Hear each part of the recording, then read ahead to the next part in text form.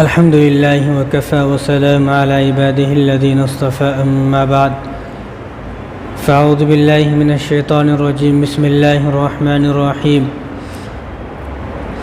لقد كان لكم في رسول الله أسوة حسنة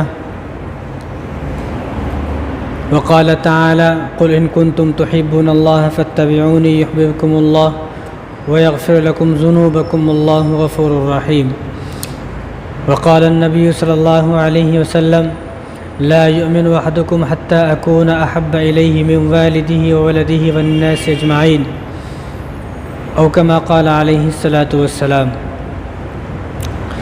میرے محترم دوستوں، عزیز ساتھیوں، جیسا کہ سب کو معلوم ہے کہ ربیع الاول کا مہینہ شروع ہو چکا ہے اور آج ربیع الاول کی 2 تاریخ ہے۔ تو یہ وہ مہینہ ہے کہ جس مہینے میں میرے اور آپ کے نبی حضرت محمد مصطفیٰ صلی اللہ علیہ وسلم کی ولادت بھی ہوئی اور آپ کی وفات بھی اسی مہینے میں ہے۔ تو ہر مسلمان کا فرض ہے کہ وہ رسول اللہ صلی اللہ علیہ وسلم سے محبت کرے، اور اسی کے بارے میں رسول اللہ صلی اللہ علیہ وسلم نے ارشاد فرمایا کہ لا یؤمن احدکم حتی اکون احب الیہ من والدہ وولدہ والناس اجمعین، کہ دنیا کے جتنے بھی مسلمان ہیں اگر وہ خود کو مسلمان کہتے ہیں تو جب تک اس مسلمان کا ایمان مکمل نہیں ہو سکتا، جب تک وہ حضور صلی اللہ علیہ وسلم سے اپنی جان سے زیادہ، اپنی اولاد سے زیادہ، اپنی والدین سے زیادہ، کاروبار سے زیادہ محبت نہیں کرے گا تو اس کا ایمان مکمل نہیں ہو سکتا۔ ایمان مکمل تبھی ہوگا جب آدمی اپنے تمام چیزوں سے زیادہ رسول اللہ صلی اللہ علیہ وسلم سے محبت کرے گا۔ تو ہر آدمی ابھی اپنوں پر سوچ سکتا ہے، گمان کر سکتا ہے کہ مجھے حضور سے محبت ہے یا نہیں ہے، اور اسی کے بارے میں اللہ تبارک و تعالیٰ نے قرآن کریم میں ارشاد فرمایا قل ان کنتم تحبون اللہ۔ اللہ تعالیٰ فرما رہے ہیں کہ اے پیغمبر یعنی رسول اللہ صلی اللہ علیہ وسلم سے فرما رہے ہیں کہ ان لوگوں سے کہہ دو، یعنی مسلمانوں سے کہہ دے جائے، مسلمانوں سے کہہ دو اگر تمہیں حقیقت میں اللہ سے محبت ہے، قل ان کنتم تحبون اللہ، اگر تم واقعی اور حقیقت میں اللہ سے محبت کرتے ہو، تمہیں اللہ سے محبت ہے، تو لوگوں سے کہہ دیا جائے کہ فاتبعونی، تم میری اتباع کرو۔ یعنی کس کی اتباع کرنا ہے؟ رسول اللہ صلی اللہ علیہ وسلم کی اتباع کرنا ہے، کہ فاتبعونی، کہ تم سارے مسلمان دنیا کے جو ہوں وہ رسول اللہ صلی اللہ علیہ وسلم کی اتباع کریں۔ فاتبعونی یحببکم اللہ، جب مسلمان رسول اللہ صلی اللہ علیہ وسلم کی اتباع کریں گے، ان کی اطاعت کریں گے، فرما برداری کریں گے، ان کے بتائے ہوئے راستے پر چلیں گے، یحببکم اللہ، اللہ تبارک و تعالیٰ خود بخود اس آدمی سے محبت کر لیں گے۔ یعنی اللہ کی محبت کے لیے اگر کسی کو اللہ کی محبت حاصل کرنا ہے، اگر کوئی مسلمان یہ چاہتا ہے کہ اللہ مجھ سے محبت کریں، تو اس کے لیے صرف ایک ہی کام ہے کہ فاتبعونی، وہ آدمی کیا کرے؟ وہ آدمی رسول اللہ صلی اللہ علیہ وسلم کی اتباع کرے۔ بس آسان سا راستہ ہے اور آسان کام ہے۔ تو اللہ نے فرمایا کہ فاتبعونی، کہ تم جب حضور صلی اللہ علیہ وسلم کی اتباع کرو گے، یحببکم اللہ، تو اللہ تبارک و تعالیٰ تم سے خود بخود محبت کرنے لگیں گے۔ وَيَغْفِرْ لَكُمْ ذُنُوبَكُمْ، اتنا ہی نہیں بلکہ جو آدمی رسول اللہ صلی اللہ علیہ وسلم کی اتباع کرے گا تو اللہ تبارک و تعالیٰ اس کے گناہوں کو بھی معاف فرما دیں گے۔ کتنا آسان ہے۔ اب جو آدمی لوگوں نے اپنی طرف سے دین بنا لیا ہے، میں یہ کروں گا وہ کروں گا، ہمیں وہ دیکھنا نہیں ہے، ہمیں دیکھنا ہے کہ رسول اللہ صلی اللہ علیہ وسلم ہم سے کیا چاہ رہے ہیں، حضور نے ہم سے کیا کہا، اور حضور نے اپنے صحابہ سے کیا کہا۔ اور رسول اللہ صلی اللہ علیہ وسلم کو اگر کسی نے سب سے زیادہ سمجھا وہ صحابہ نے سمجھا، نہ صحابہ سے زیادہ کوئی سمجھ سکتا ہے حضور کو، نہ صحابہ سے زیادہ کوئی آدمی محبت کر سکتا ہے حضور سے۔ پوری دنیا کے مسلمان ایک طرف اور ایک صحابی کی محبت رسول اللہ صلی اللہ علیہ وسلم سے ایک طرف، تو دونوں برابر نہیں ہو سکتی۔ تو حضور کو سمجھا بھی سب سے زیادہ صحابہ نے ہے، اور حضور سے محبت بھی سب سے زیادہ صحابہ نے کی ہے، اور ہم لوگ صحابہ سے زیادہ سمجھدار نہیں ہیں۔ تو ہمیں صحابہ کو دیکھنا ہے کہ صحابہ کس طرح حضور صلی اللہ علیہ وسلم کے نقش قدم پر چلے، صحابہ نے آپ صلی اللہ علیہ وسلم کے جانے کے بعد یا آپ صلی اللہ علیہ وسلم کے سامنے کیا کیا کیا، کون کون سے کام کیے، ہمیں وہ سب چیز دیکھنا ہے۔ اگر ہم ان تمام چیزوں کو دیکھیں گے تو جتنے بھی آج لڑائی جھگڑے ہو رہے ہیں چھوٹی چھوٹی بات کو لے کر، وہ ساری لڑائی جھگڑے ختم ہو جائیں گی۔ تو اس لیے نبی سے محبت کے لیے 4 کام ہے، نبی سے محبت کے لیے 4 کام کرنا ہے۔ اگر کسی آدمی کو نبی سے محبت ہے تو ان 4 کاموں میں سے اگر کوئی آدمی ایک کام نہیں 3 کام کرتا ہے تو پھر بھی نبی کی محبت مکمل نہیں ہوتی ہے۔ 4 کام کرنا ہے اگر کسی کو نبی کی محبت حاصل کرنا ہے۔ ان 4 کاموں میں سے ایک کام بھی اگر کیا کوئی فائدہ نہیں، 2 کیا تو کوئی فائدہ نہیں، 3 کیا تو کوئی فائدہ نہیں، 4 ہی کرنے پڑیں گے پورے۔ سب سے پہلے کیا ہے؟ سب سے پہلے جو کام ہے وہ ولادت پر خوش ہونا، رسول اللہ صلی اللہ علیہ وسلم کی پیدائش پر خوش ہونا۔ اب حضور صلی اللہ علیہ وسلم کی پیدائش پر پوری دنیا کے مسلمان خوش ہوتے ہیں، اور خوش ہونا بھی چاہیے، کیونکہ اگر حضور نہ آتے تو ہم لوگوں کی یہ مسجد میں نہ بیٹھے ہوتے، ہم لوگ اگر حضور نہ آتے تو کسی مندر کا ہم بھی گھنٹہ بجا رہے ہوتے، ہم بھی جو ہے کسی نہ کسی پتھر کو پوج رہے ہوتے، نہیں تو چاند اور سورج کو ہم نے خدا بنا لیا ہوتا، ہمارے پاس کوئی قرآن نہ ہوتا، نہ ہمیں قرآن کے بارے میں پتہ ہوتا، نہ سیرت کے بارے میں پتہ ہوتا، نہ والدین کی خدمت کیا ہے، اولاد کو پالنے پہ صلہ کیا ہے، صلہ رحمی کیا ہے، حسن سلوک کیا ہے، اور زکوٰۃ کیا ہے، حج کیا ہے، رمضان کیا ہے، روزے کیا ہے، نماز کیا ہے، ان تمام چیزوں کا جو ہمیں پتہ چلا ہے وہ حضور صلی اللہ علیہ وسلم کے تشریف لانے سے پتہ چلا ہے۔ تو حضور کی ولادت پر ہر مسلمان خوش ہوگا۔ جو حضور کے آنے سے اس دنیا پر خوش نہیں ہے، اس دنیا میں حضور کے آنے سے جو مسلمان خوش نہیں ہے تو اس کا ایمان مکمل نہیں ہے۔ ہر مسلمان کے لیے فرض ہے، واجب ہے کہ وہ حضور کی ولادت پر خوش ہو، یہ پہلی بات۔ دوسری بات کیا ہے؟ دوسری بات ہے حضور صلی اللہ علیہ وسلم کی تعریف کرنا، اور تیسری بات ہے رسول اللہ صلی اللہ علیہ وسلم پر ایمان لانا، اور چوتھی بات ہے ایمان لانے کے بعد حضور کے نقش قدم پر چلنا، جو حضور نے بتایا ان کام کو کرنا، حضور کے نقش قدم پر چلنا، جو حضور کے جانے کے بعد صحابہ نے جو راستہ فالو کیا ہمیں بھی اسی راستے پر چلنا ہے۔ اگر کوئی آدمی، اس میں جو پہلی چیز ہے وہ ہے ولادت پر خوش ہونا، اگر کوئی آدمی یہ سوچے کہ میں حضور کی ولادت پر صرف خوش ہوں گا اور جنت پہ چلا جاؤں گا، جنتی میں بن گیا، یہ شیطانی دھوکہ ہے، یہ وہم ہے ہمارے دل کے اندر، ہمارے ذہن کے اندر جو شیطان نے بٹھا دیا ہے۔ اب بھی بہت سارے ہمارے مسلمان ہیں جو صرف یہ سوچتے ہیں کہ حضور کی ولادت پر خوش ہو، خوشیاں مناؤ، جیسا دل مارا ویسا کرنا ہے، روڈوں پہ پھرنا ہے اور جلوس نکالنا ہے، بس وہ یہ سوچتے ہیں کہ ہم نے حضور کی ولادت کی خوشی منا لی، اب ہم جنت میں چلے گئے۔ اگر ایسا ہی ہے، اگر حضور کی ولادت پر خوشی منانے سے جنت ملتی تو سب سے پہلے جنت میں کون جائے گا؟ ابو لہب جنت میں جائے گا، جو حضور صلی اللہ علیہ وسلم کا چچا ہے، لیکن وہ جنتی نہیں ہے۔ اللہ نے اس کے بارے میں سورہ لہب، پوری قرآن کے اندر پوری آیت اللہ تبارک و تعالیٰ نے اس کے بارے میں اتار دی کہ ود فیملی جہنمی ہے۔ ایک ابو لہب، اس کی بیوی ام جمیل اور اس کے 2 بیٹے عتبہ عتیبہ، چاروں کے بارے میں اللہ نے قرآن میں فرما دیا کہ تبت یدا ابی لہب وتب، کہ یہ چاروں کے چاروں جہنم میں جائیں گے۔ اور حضور کی ولادت پر خوش سب سے پہلے کون ہوا؟ ابو لہب خوش ہوا۔ جب ابو لہب کی باندھی تھی صوبیہ، جب اس نے بتایا کہ آپ کا بھتیجا پیدا ہوا ہے، تو ابو لہب کے گلے میں جو ہار تھا، قیمتی ہار تھا، وہ ہیرے جواہرات کا قیمتی ہار اتار کر اس کو دے دیا اور اس کو آزاد کر دیا کہ تو آزاد۔ صرف خوشخبری دی، یعنی اتنا خوش ہوا کہ حضور کی ولادت کی جب اس کے پاس اطلاع پہنچی تو اتنا خوش ہوا کہ خوشی میں اپنا قیمتی ہار بھی دے دیا، جو اپنی بیوی تو کو نہیں دیا، اتنا قیمتی ہار تھا، لیکن حضور کی ولادت پر خوش ہوا ابو لہب، اور باندھی کو آزاد بھی کیا اور باندھی کو ہار بھی دیا، لیکن پھر بھی وہ ابو لہب جنت میں نہ جا سکا۔ کیوں؟ کیونکہ اس نے صرف ایک کام کیا کہ وہ حضور کی ولادت پر خوش ہوا، بس اس نے دوسرا کوئی کام نہیں کیا۔ اب دوسری چیز وہ ہے حضور صلی اللہ علیہ وسلم کی تعریف کرنا۔ اگر صرف تعریف کرنے سے کوئی آدمی جنت میں چلا جائے گا تو پھر ابو طالب بھی جنت میں ہے، یہ بھی حضور صلی اللہ علیہ وسلم کا چچا ہے، اور ابو طالب وہ آدمی ہے کہ جس آدمی نے حضور صلی اللہ علیہ وسلم کی 55 سال خدمت کی ہے، 55 سال، لیکن پھر بھی وہ آدمی جنت میں نہ جا سکا، وہ آدمی جہنم میں ہے۔ 55 سال کس طرح کہ حضور صلی اللہ علیہ وسلم جب 8 سال کے تھے تو دادا کا انتقال ہوا، دادا نے اپنی وفات سے پہلے چچا ابو طالب سے کہا اپنے بیٹے سے کہ میری تو وفات ہو رہی ہے، میں مرنے کے قریب ہوں، میرے جانے کے بعد تجھے ان کی خدمت کرنا ہے۔ اب حضور صلی اللہ علیہ وسلم کی عمر کتنی ہے؟ 63 سال، اور چند سال پہلے اس کا انتقال ہوا، تو 50-55 سال کے قریب اس نے 50 سال تک حضور صلی اللہ علیہ وسلم کی خدمت کی ہے۔ لیکن 50 سال خدمت کرنے کے باوجود 50 سال حضور صلی اللہ علیہ وسلم کی خدمت بھی کی، مدد بھی کی، محبت بھی خوش ہوا، اور ایک دن تو ایک مرتبہ ایسا ہوا کہ مکے کے اندر قحط سالی آ گئی۔ قحط سالی کا مطلب بارش رک گئی۔ وہ زمانے میں آسمان سے پانی آتا تھا، زمین سے بورر کا سسٹم نہیں تھا، تو آسمان سے بارش نہیں آ رہی، تو وہ بیت اللہ کے پاس گیا، کعبے کے پاس گیا، اور حضور صلی اللہ علیہ وسلم کو سامنے کھڑا کیا، اور اللہ تبارک و تعالیٰ سے آپ صلی اللہ علیہ وسلم کا وسیلہ دے کر دعا کی۔ کون؟ چچا ابو طالب ہے۔ اس نے آپ صلی اللہ علیہ وسلم کے چہرے سے اللہ سے کہا، یا اللہ اس کا کتنا خوبصورت چہرہ ہے، اتنا معصوم چہرہ ہے، تو اس چہرے کے وسیلے سے، اس چہرے کے صدقے، اس چہرے کے وسیلے سے بارش نازل فرما، بارش برسا دے۔ تو اللہ تبارک و تعالیٰ نے اتنی زبردست اور ایسی تیز بارش فرمائی کہ لوگ یہ کہنے پہ مجبور ہو گئے کہ اب دعا یہ کی جائے کہ بارش بند ہو جائے۔ تعریف کی نہیں کی، اپنے بھتیجے کی خوب تعریف کی، اور اتنا ہی نہیں، حضور کی تعریف نہیں کی، بلکہ جب حضور صلی اللہ علیہ وسلم نبی بن گئے 40 سال کے بعد، پھر وہ حضور صلی اللہ علیہ وسلم جو دین لے کر آئے اس دین کی تعریف کرتا تھا کہ محمد جو تیرا دین ہے، ایک دن آئے گا کہ تیرا دین پوری دنیا پر غالب ہوگا، اور تیرا دین تمام دینوں کا سردار ہے۔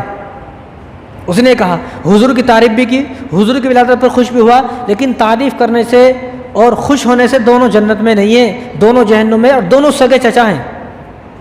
ابو طالب بھی سگے چچا ہے اور ابو لہب بھی سگا چچا ہے حضور صلی اللہ علیہ وسلم کا، لیکن پھر بھی جہنم میں ہے، اور دونوں حضور کے خاندان کے ہیں، دونوں کعبے میں رہنے والے ہیں، دونوں کعبے کے سامنے جو ہے عبادت کرنے والے ہیں، کعبے کے سامنے دونوں بیٹھتے تھے، اور دونوں ویسے ہیں کہ حضور صلی اللہ علیہ وسلم کو دیکھ کر خوش ہوتے تھے، دونوں حضور کا بوسہ دیتے تھے، دونوں نے حضور کو اپنے سینے سے لگایا، اپنے گلے سے لگایا، گود میں کھلایا دونوں نے، لیکن پھر بھی دونوں آدمی جہنم میں. کیوں؟ اس لیے کہ انہوں نے صرف دو کام کیے، ایک تو خوش ہوئے دونوں، اور دوسرا تعریف کی صرف. لیکن ان دو کام کرنے کی وجہ سے اگر کوئی آدمی جنت میں چلے جائے تو پھر یہ دونوں جنتی ہیں، ان دونوں کو جنتی کہا جائے پھر. لیکن ساری دنیا کو معلوم ہے کہ یہ دونوں جنت میں نہیں ہے. تیسرا کام کیا ہے؟ تیسرا کام ہے ایمان لانا. اور تعریف تو حضور صلی اللہ علیہ وسلم کی ہندوؤں نے بھی کی ہے، عیسائیوں نے بھی کی ہے، یہودیوں نے بھی کی ہے، اور ہندوؤں نے ہزاروں شعر پڑھے ہیں حضور صلی اللہ علیہ وسلم کی شان میں، اور ہندوؤں نے کئی کتابیں لکھی ہیں. اور مائیکل ہارٹ جس نے دا 100 ایک کتاب لکھی، دا 100، اس نے 100 دنیا کے بڑے آدمی کی کہانی لکھی، ہسٹری لکھی، دنیا کے 100 بڑے آدمی ہیں جو، اور اس 100 آدمیوں میں سے سب سے پہلے اگر کوئی آدمی ہے تو وہ حضور صلی اللہ علیہ وسلم ہے، حالانکہ وہ یہودی ہے. مائیکل ہارٹ، اس نے جب 100 آدمی پوری دنیا کے لکھے تو سب سے پہلے حضور صلی اللہ علیہ وسلم کا نام آیا.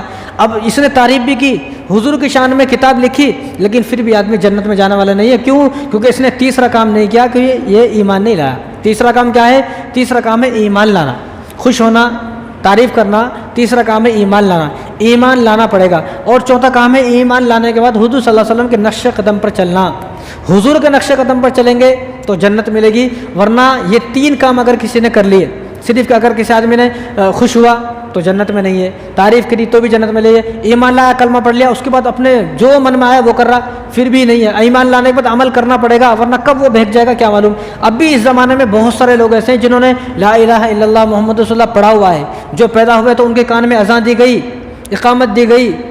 جب پیدا ہوئے تو ان کا نام عبداللہ رکھا گیا، سلیم اور ندیم رکھا گیا مسلمانوں کا نام، لیکن پھر بھی وہ آدمی جنت میں جانے والا نہیں ہے. کیوں؟ کیونکہ اس نے حضور صلی اللہ علیہ وسلم کے نقش قدم پر عمل نہیں کیا، نقش قدم پر نہیں چلا.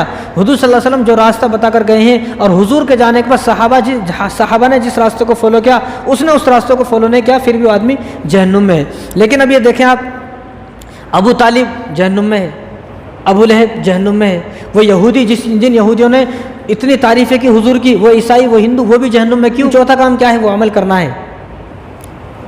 ایک آدمی ہے جو بالکل کالے کلوٹے ہیں، جن کے ہونٹ بھی لمبے ہیں، ہونٹ بھی موٹے ہیں، بدن پر کپڑا نہیں ہے، غلام ہے، حضور کے خاندان کا نہیں ہے، کعبے میں پیدا نہیں ہوا، نہ کعبے میں اس کی وفات ہوئی، اور حضور صلی اللہ علیہ وسلم کی شان میں نہ اس نے کوئی شعر پڑھے، نہ کوئی کتاب لکھی، نہ قصیدہ پڑھے اس نے، نہ تعریف کی. وہ کون ہے؟ وہ پھر بھی جنت میں ہے. وہ کون ہے؟ وہ حضرت بلال ہے. خاندان کے نہیں ہیں حضور کے، لیکن انہوں نے کیا کام کیا؟ انہوں نے حضور صلی اللہ علیہ وسلم کے بتائے ہوئے راستے پر عمل کیا. انہوں نے حضور کی سیرت کو سینے سے لگایا. انہوں نے حضور کی تعریف کو سینے سے لگایا، حضور کے حکم کو سینے سے لگایا. حضور نے جو عمل کیا ان تمام عملوں کو سینے سے لگایا. حضور کے قرآن کو سینے سے لگایا. حضور کے بیان کرتا تمام فرامین کو اس نے سینے سے لگایا. حضور کی زندگی کو، حضور کی تعلیم کو انہوں نے سینے سے لگایا. انہوں نے حضور صلی اللہ علیہ وسلم کے اخلاق کو، کردار کو، سیرت کو، پوری زندگی کو حضور صلی اللہ علیہ وسلم کی سینے سے لگایا. تو کالے ہونے کے باوجود، خاندان کے نہیں ہیں، کعبے میں پیدا نہیں ہوئے، کعبے میں وفات نہیں ہوئی، حضور کو کبھی جو ہے حضور کی ایسی تعریفیں نہیں کی، بڑی بڑی تعریفیں، نہ کوئی کتاب لکھی، نہ شعر شاعری کی، نہ قصیدے پڑھے، لیکن پھر بھی کیا مقام ملا؟ مقام یہ ملا کہ حضور صلی اللہ علیہ وسلم جب معراج پر گئے تو دیکھا کہ بلال رضی اللہ تعالیٰ دنیا میں چل رہے ہیں، لیکن ان کی قدموں کی آہٹ جنت میں آواز سنائی دی جا رہی ہے. کن کو سنائی جا رہی ہے؟ حوروں کو ان کے قدموں کی آہٹ سنائی جا رہی ہے. کیوں؟ کیونکہ انہوں نے کیا کام کیا؟ انہوں نے حضور صلی اللہ علیہ وسلم کے لائے ہوئے دین پر عمل کیا. آج ہم اس بات سے محروم ہیں. ہم یہ سوچتے ہیں کہ بس خوشی منا لو بس جنت مل جائے گی. خوشی منانے سے اگر جنت ملتی تو سارے لوگ بھی جنت میں چلے جائیں گے. تو یہ 4 کام کرنا ہے حضور کی محبت کے لیے. تو بلال رضی اللہ تعالیٰ عنہ نے حضور کا ہر حکم مانا. بلال رضی اللہ تعالیٰ عنہ بے نمازی نہیں تھے معاذ اللہ، کہ گناہ کرنے والے نہیں تھے، نافرمان نہیں تھے، بلکہ انہوں نے حضور صلی اللہ علیہ وسلم کے ہر حکم کو اپنے سینے سے لگایا. تو اللہ تبارک و تعالیٰ نے یہ مقام دیا کہ دنیا میں چلنے کے باوجود قدموں کی آہٹ جنت میں سنائی دی جا رہی ہے. تو تعریف کرنے سے، خوشی منانے سے جنت ملتی نہیں ہے. ہمیں حضور صلی اللہ علیہ وسلم کے نقش قدم پر چلنا پڑے گا، جس کو اللہ تبارک و تعالیٰ نے ارشاد فرمایا لقد کان لکم فی رسول اللہ اسوۃ حسنہ، کہ تمہارے لیے زندگی گزارنے کا بہترین نمونہ. اگر تم یہ چاہتے ہو کہ تمہاری زندگی بہترین زندگی بنے تو تم لوگ حضور صلی اللہ علیہ وسلم کے بتائے ہوئے راستے پر چلو. اور حضور صلی اللہ علیہ وسلم کو سب سے زیادہ کس نے مانا، سب سے زیادہ کس نے سمجھا؟ وہ صحابہ نے سمجھا. سب سے زیادہ اتباع کس نے کی؟ وہ صحابہ نے اتباع کی. حضور صلی اللہ علیہ وسلم ایک مرتبہ ممبر پر خطبہ ارشاد فرما رہے تھے، تو تھوڑے صحابی سامنے ٹھہرے ہوئے تھے، کھڑے تھے. تو آپ صلی اللہ علیہ وسلم ممبر پر خطبہ جب دے رہے تھے تو خطبے کے درمیان حضور صلی اللہ علیہ وسلم نے فرمایا کہ بیٹھ جاؤ، تمام صحابہ بیٹھ جاؤ. تو تمام صحابہ جو کھڑے ہوئے تھے وہ بیٹھ گئے. تو ایک صحابی ہیں جن کا نام ہے عبداللہ بن مسعود رضی اللہ تعالیٰ عنہ، وہ آ رہے تھے. وہ ایسا آ رہے تھے، جب وہ آ رہے تھے اور جب حضور نے حکم فرمایا بیٹھ جاؤ تو ان کا ایک پیر جو وہ دروازے کے باہر تھا، ایک پیر دروازے کے اندر تھا. دروازے کے باہر چپلیں تھیں. جب حضور کا حکم یہ سنا کہ بیٹھ جاؤ تو وہ چپلوں کے اوپر، جوتے کے اوپر بیٹھ گئے، اندر بھی نہیں آئے. تو حضور نے ان کی طرف مخاطب ہوئے. حضور نے فرمایا کہ مسعود تم کیوں بیٹھ گئے، تم یہاں کر بیٹھو. اور حضور نے ارشاد فرمایا کہ میں نے ان لوگوں کو بولا ہے جو مسجد میں بیٹھے ہیں، میں نے باہر والوں کو نہیں بولا ہے، آپ تو باہر ہو، میں نے مسجد والوں کو بولا ہے بیٹھ جاؤ، آپ وہاں پر کیوں بیٹھ گئے؟ تو عبداللہ بن مسعود نے کہا کہ رسول اللہ آپ کا حکم ہمارے کانوں میں آئے اور ہم نہ بیٹھیں، یہ کیسے ہو سکتا ہے؟ جب آپ نے فرمایا کہ بیٹھ جاؤ، اب ہمارے لیے ضروری ہے کہ ہم چاہے کہیں کسی کوڑی کچرے پر بھی بیٹھے ہوں، جب آپ کا حکم آگے بیٹھ جاؤ تو ہم لوگوں کو فوراً بیٹھ جانا چاہیے. آپ کا حکم میرے کانوں میں پڑا، میں کیسے کھڑا رہتا، میں بیٹھ گیا. تو حضور نے حکم فرمایا کہ میں نے آپ کو نہیں بولا، آپ اندر آ جائیں. اب کیا مطلب، اس بات سے کیا سمجھ میں آیا کہ انہوں نے ہر موقع پر حضور کا حکم مانا. اور جب حضور صلی اللہ علیہ وسلم خطبے سے فارغ ہو گئے، خطبے سے فارغ ہو کر باہر گئے تو دیکھا کہ مسجد نبوی کے برابر میں ایک بکریوں کا ریوڑ تھا. بکریوں کا ایک بہت بڑا باڑا تھا جہاں بکریاں پلتی تھی. تو وہاں دیکھا کہ ابو دردہ رضی اللہ تعالیٰ صحابی وہاں بیٹھے ہوئے ہیں. تو حضور نے پوچھا آپ یہاں کیوں بیٹھے ہوئے؟ ابو دردہ سے پوچھا آپ یہاں کیوں بیٹھے ہوئے؟ تو انہوں نے فرمایا کہ رسول اللہ آپ نے کہا تھا نا تھوڑی دیر پہلے بیٹھ جاؤ، وہ آواز میں نے بھی سنی ہے، آپ کا حکم آیا اور میں نہ بیٹھوں، یہ کیسے ہو سکتا ہے؟ تو حضور نے ان سے بھی یہ فرمایا کہ میں نے مسجد والوں کو بولا تھا، میں نے آپ کو تو نہیں بولا. انہوں نے بھی کہا کہ رسول اللہ آپ کی آواز ہمارے کانوں میں آئے اور آپ کا حکم ہمارے کانوں میں آئے کہ بیٹھ جاؤ، ہم نہ بیٹھیں، یہ کیسے ہو سکتا ہے؟ کہاں بیٹھ گئے؟ بکریوں میں جہاں پیشاب ہے، پاخانہ ہے، بدبو ہے، وہیں پر بیٹھ گئے. کیوں؟ کیونکہ حضور صلی اللہ علیہ وسلم کی آواز ان کے کانوں میں آ گئی. وہ تھے حضور صلی اللہ علیہ وسلم سے محبت کرنے والے اور حضور صلی اللہ علیہ وسلم کی اتباع کرنے والے. ایک مرتبہ بخاری شریف کی روایت ہے، حضرت علی رضی اللہ تعالیٰ عنہ کو حضور صلی اللہ علیہ وسلم نے ایک لباس دیا. وہ لباس ذرا اچھا نہیں تھا، پہننے کو نہیں دیا، بلکہ یہ اس لیے دیا کہ کسی کو دے دیا جائے. تو وہ حضرت علی رضی اللہ تعالیٰ نے اس لباس کو خود پہن لیا. پہن کر حضور کے پاس آئے تو حضور صلی اللہ علیہ وسلم فوراً ناراض ہو گئے. آپ کا چہرہ جو ہے وہ بدل گیا اور آپ غصے میں آ گئے. تو حضرت علی رضی اللہ تعالیٰ نے محسوس کیا حضور صلی اللہ علیہ وسلم غصے سے ہیں، تو باہر گئے، کرتے کو اس طرح پھاڑ دیا، ٹکڑے ٹکڑے کر کے پھینکے. جب حضور صلی اللہ علیہ وسلم کے پاس آئے تو حضور صلی اللہ علیہ وسلم پھر ان کو دیکھ کر مسکرائے. حالانکہ یہ کوئی بڑی بات نہیں ہے، لیکن انہوں نے حضور صلی اللہ علیہ وسلم کے چہرے سے محسوس کیا کہ حضور میرے ان کپڑے کو دیکھ کر ناراض ہیں، تو اب میں ان کپڑوں کو نہیں پہنوں گا. یہ تھے حضور صلی اللہ علیہ وسلم سے محبت کرنے والے اور حضور صلی اللہ علیہ وسلم کی اتباع کرنے والے. مسلم شریف کی روایت ہے، حضرت عمر رضی اللہ تعالیٰ عنہ ذوالحلیفہ جو حج کرنے گئے، عمرہ کرنے گئے، ان سے پوچھو. ذوالحلیفہ سے ایک مرتبہ جا رہے تھے تو جاتے جاتے اونٹ سے نیچے اترے، سواری سے نیچے اترے اور 2 رکعت نماز پڑھی، پھر چل دیے. تو صحابہ جو تھے پاس میں تھے، انہوں نے کہا حضرت امیر المومنین ادھر نماز کیوں؟ ابھی مسجد سے آئے ہیں، سامنے مسجد میں جائیں گے، یہاں ذوالحلیفہ میں نماز کیوں؟ تو فرمایا کہ ایک مرتبہ میں حضور کے ساتھ آیا تھا. تو حضور صلی اللہ علیہ وسلم جب یہاں پہنچے تو پہنچنے کے بعد حضور صلی اللہ علیہ وسلم نے یہاں اترے اور 2 رکعت نماز ادا کری. تو حضور کو میں نے یہاں پر نماز ادا کرتے ہوئے دیکھا ہے تو میرا دل بھی یہ چاہا کہ جس طرح حضور صلی اللہ علیہ وسلم نے نماز یہاں پر ادا کی ہے، میں بھی یہاں پر نماز ادا کروں. حضرت عمر رضی اللہ تعالیٰ عنہ نے ایک مرتبہ کرتا پہنا ہوا تھا، اپنے بیٹے کو بھیجا عبداللہ کو، کہا گھر سے کینچی لے کر آؤ. تو گھر سے کینچی لے کر آئے تو ایک آستین کو ایسا باہر کیا، ہاتھ اندر کیا اور آستین کو کہا اس کو کاٹ دو. تو عبداللہ نے کہا بیٹے نے ابا جان یہ کیا ہوا، آپ آستین کو کاٹ رہے ہیں، یہ کیا ہوا؟ کہا کہ میرا حکم ہے کاٹو. تو آستین باہر نکالی، ہاتھ اندر کیا، آستین کو کاٹ دیا. ابھی آستین چھوٹی ہو گئی، یہ بڑی ہے. تو عبداللہ ادھر آئے، عبداللہ نے کہا کہ یہ آستین بھی باہر نکالو. کہا کہ نہیں. کہا کہ ابا یہ کیا بات ہے، ایک آستین چھوٹی ایک آستین بڑی ہے، یا تو دونوں آستین کو کٹواؤ، برابر کرو. تو فرمایا کہ ایسا نہیں ہے. ایک مرتبہ میں نے حضور کو دیکھا تھا کہ حضور صلی اللہ علیہ وسلم نے ایک اس طرح کرتا پہنا ہوا تھا. یعنی حضور صلی اللہ علیہ وسلم کے پاس ایک مرتبہ ایسا کرتا آیا جس کی ایک آستین چھوٹی ایک آستین بڑی تھی. تو حضور نے اس کرتے کو پہنا تو میرا بھی یہ دل چاہا کہ میں بھی زندگی میں ایک مرتبہ ایسا کرتا پہنوں جس کی ایک آستین چھوٹی ایک آستین بڑی ہو. یہ حضور صلی اللہ علیہ وسلم سے محبت کرنے والے تھے، یہ حضور صلی اللہ علیہ وسلم کی اتباع کرنے والے تھے. لیکن ایک ہم لوگ ہیں، ہم نے حضور صلی اللہ علیہ وسلم کو ولادت کو تماشا بنا کر رکھ دیا ہے. ہمیں صرف حضور صلی اللہ علیہ وسلم کی میلاد کی خوشی منانا ہے. اب حضور نے کیا فرمایا ہمیں اس بات سے کوئی مطلب نہیں ہے. اور وہ صحابہ کیسے تھے؟ حضرت عثمان رضی اللہ تعالیٰ عنہ ایک مرتبہ نماز پڑھانے آئے، لوگ بالکل نماز پڑھنے کے لیے تیار تھے، تو لوگوں کو بٹھا دیا، دروازے میں بیٹھے اور گھر سے کہا کہ میرے لیے جو بکری کا گوشت بن رہا بکری کا گوشت لے کر آؤ. بکری کا گوشت لے کر ان کے خادم اور بکری کے گوشت کو کھایا اور کل کی آ کر نماز پڑھا دی. صحابہ کو یہ بات سمجھ میں نہیں آئی کیا بات ہے، نماز پڑھانے آ رہے تھے. تو فرمایا کہ ایک مرتبہ میں نے حضور صلی اللہ علیہ وسلم کو اسی طرح کرتے ہوئے دیکھا ہے. تو میں نے چاہا کہ میں بھی حضور صلی اللہ علیہ وسلم کی طرز پر اسی طرح کروں، اور آپ نے فرمایا کہ آپ صلی اللہ علیہ وسلم نے وہ گوشت کھانے کے بعد صرف کلی کی، وضو نہیں کیا، تو میں نے بھی معلوم یہ ہوا کہ اس واقعے سے معلوم ہوا کہ گوشت کھانے کے بعد وضو کرنا ضروری نہیں ہے۔ بعض لوگ یہ سوچتے ہیں گوشت کھا لیتا وضو ٹوٹ جاتا، یہ بات وہ آدمی بولتا ہے جس کو نواقض وضو یاد نہیں ہے۔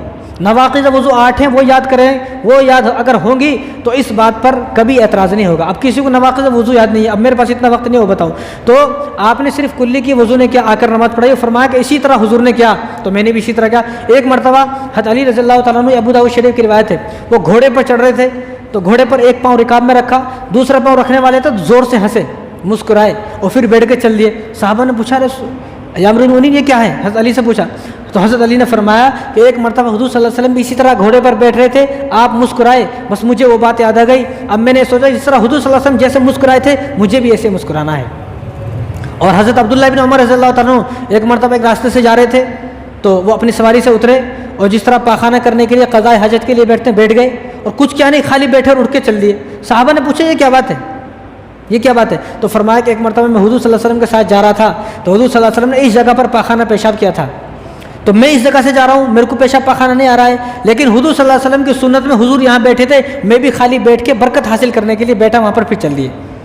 یہ حضور صلی اللہ علیہ وسلم سے محبت کرنے والے تھے، اور ہم نے کبھی سوچا نہیں جو حضور نے کیا میں بھی وہ کام کروں، ہم نے کبھی نہیں سوچا۔ ایک حبشے کے صحابی تھے، حبشی، اور حبشی صحابی کیسے ہوتے ہیں، جیسے کہ آج جو افریقہ کے لوگ ہیں ان کے بال ذرا گھنگرائلے بال رہتے ہیں، ان کے بال ایسے ہوتے ہیں کتنا بھی کنگھا کرو تو مانگ نکل نہیں سکتی ہے، مانگ نہیں نکل سکتی، ایسے بال ہوتے ہیں۔ تو ایک مرتبہ وہ ان کو غصہ آیا، اور ایک جگہ جو ہے وہ آگ جل رہی تھی تندور میں، تو تندور میں سے جو روٹی نکالنے کی سلاخیں ہوتی ہیں لمبی لمبی، انہوں نے وہ سلاخ لی اور اپنے یہاں پر ایسا سر پر کر لی، سر پر لگا لیا، اور پورا سر جل گیا اور بیچ میں ایک لکیر ہو گئی۔ اب وہ ہنس رہے ہیں، تکلیف ہو رہی ہے لیکن ہنس رہے ہیں، اور صحابی پریشان ہے، یہ کیا ہوا، آپ نے جو ہے وہ تندور سے سلاخیں نکالی اور سر کو لگا لی ہے۔ تو فرمایا کہ ایک مرتبہ جب میں پہلے حضور صلی اللہ علیہ وسلم سے ملاقات کرنے کے لیے آیا تھا، تو میں نے دیکھا کہ حضور صلی اللہ علیہ وسلم نے بیچ کی مانگ نکالی ہوئی تھی۔ کون سی مانگ؟ بیچ کی مانگ نکالی ہوئی تھی، آپ صلی اللہ علیہ وسلم کے ادھر بال تھے، ادھر بال تھے، بیچ میں لکیر تھی۔ تو میں کب سے یہ سوچ رہا ہوں کہ میری بیچ کی مانگ نکالوں، لیکن میری بیچ کی مانگ نکلتے نہیں، کیوں؟ کیونکہ میرے بال ذرا گھنگرائلے ہیں، کیونکہ افریقہ کے لوگوں کے بال کیسے ہوتے ہیں، آپ نے بھی دیکھا ہوگا، جو کالے لوگ ہوتے ہیں ان کے بال، تو وہ پریشان تھے، انہوں نے کہا کہ ایسے نکلے گی نہیں، آج تو مجھے حضور صلی اللہ علیہ وسلم کی طرح ہی اپنی مانگ نکالنا، تو کیا کرنا ہے، انہوں نے جلتی ہوئی تندور میں سے لوہے کی سلاخ نکالی اور اپنے سر کو لگا لی۔ تو لوگوں نے کہا کہ آپ کو تکلیف ہو رہی ہے آپ کو، انہوں نے کہا کہ اب مجھے کوئی تکلیف نہیں ہے، جب میرا سر حضور کے سر کا جیسا بن گیا ہے میری ساری تکلیفیں ختم ہو جائیں گی۔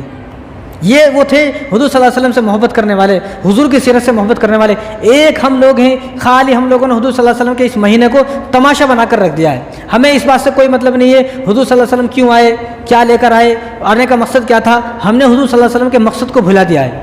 حالانکہ ہمیں مقصد میلاد یاد ہو، ہمیں صرف میلاد یاد ہے، مقصد میلاد کیا ہے ہمیں اس بات سے کوئی مطلب نہیں ہے، حالانکہ ہمیں مقصد میلاد سے بھی مطلب ہونا چاہیے، ہمیں حضور صلی اللہ علیہ وسلم کے مشن کو فالو کرنا ہے، ان کے مقصد کو فالو کرنا ہے۔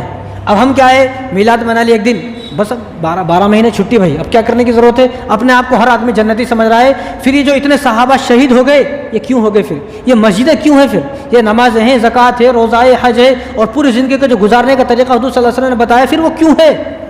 آج کل کیا ہے، ہم نے مذہب اسلام کو ایک رسمی مذہب بنا دیا ہے، رسمی دین بنا دیا ہے، حالانکہ اسلام جو ہے نا وہ رسمی مذہب نہیں ہے، کوئی رسمی دین نہیں ہے کہ بھائی رسماً جس طرح ہولی آتی ہے، دیوالی آتی ہے اور کرسمس آتا ہے، سب وہ ایک دن کے لیے منا لیتے ہیں، ایک دن کے لیے جو ہے وہ سب کچھ بن جاتے ہیں، اس کے بعد پھر ختم۔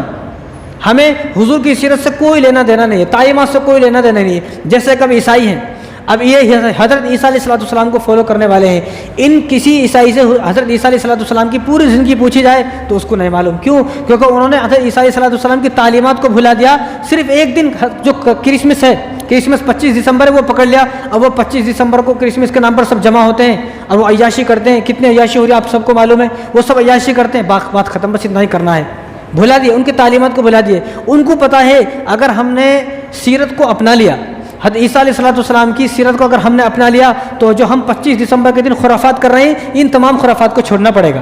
مسلمانوں نے بھی آج جو ہے حضور صلی اللہ علیہ وسلم کی تعلیمات کو پس پشت ڈال دیا ہے، حضور کی تعلیمات کو پیچھے چھوڑ دیا، تعلیمات کو بلا دی۔ اس لیے مسلمان بھی ایک دن کا مسلمان بنتا ہے کہ 12 ربیع الاول آئے گا، جشن منائیں گے، عیش کریں گے اور عیاشی کریں گے، خوب پھریں گے، اس کے بعد اب ہمارا حضور صلی اللہ علیہ وسلم سے کوئی تعلق نہیں ہے، کوئی لینا دینا نہیں ہے، کیونکہ مسلمانوں کو بھی پتہ ہے اگر ہم نے حضور کی تعلیمات پر عمل کیا، اگر ہم نے حضور کی تعلیمات پر عمل کیا تو ہمیں حضور کی سیرت کو اپنانا پڑے گا۔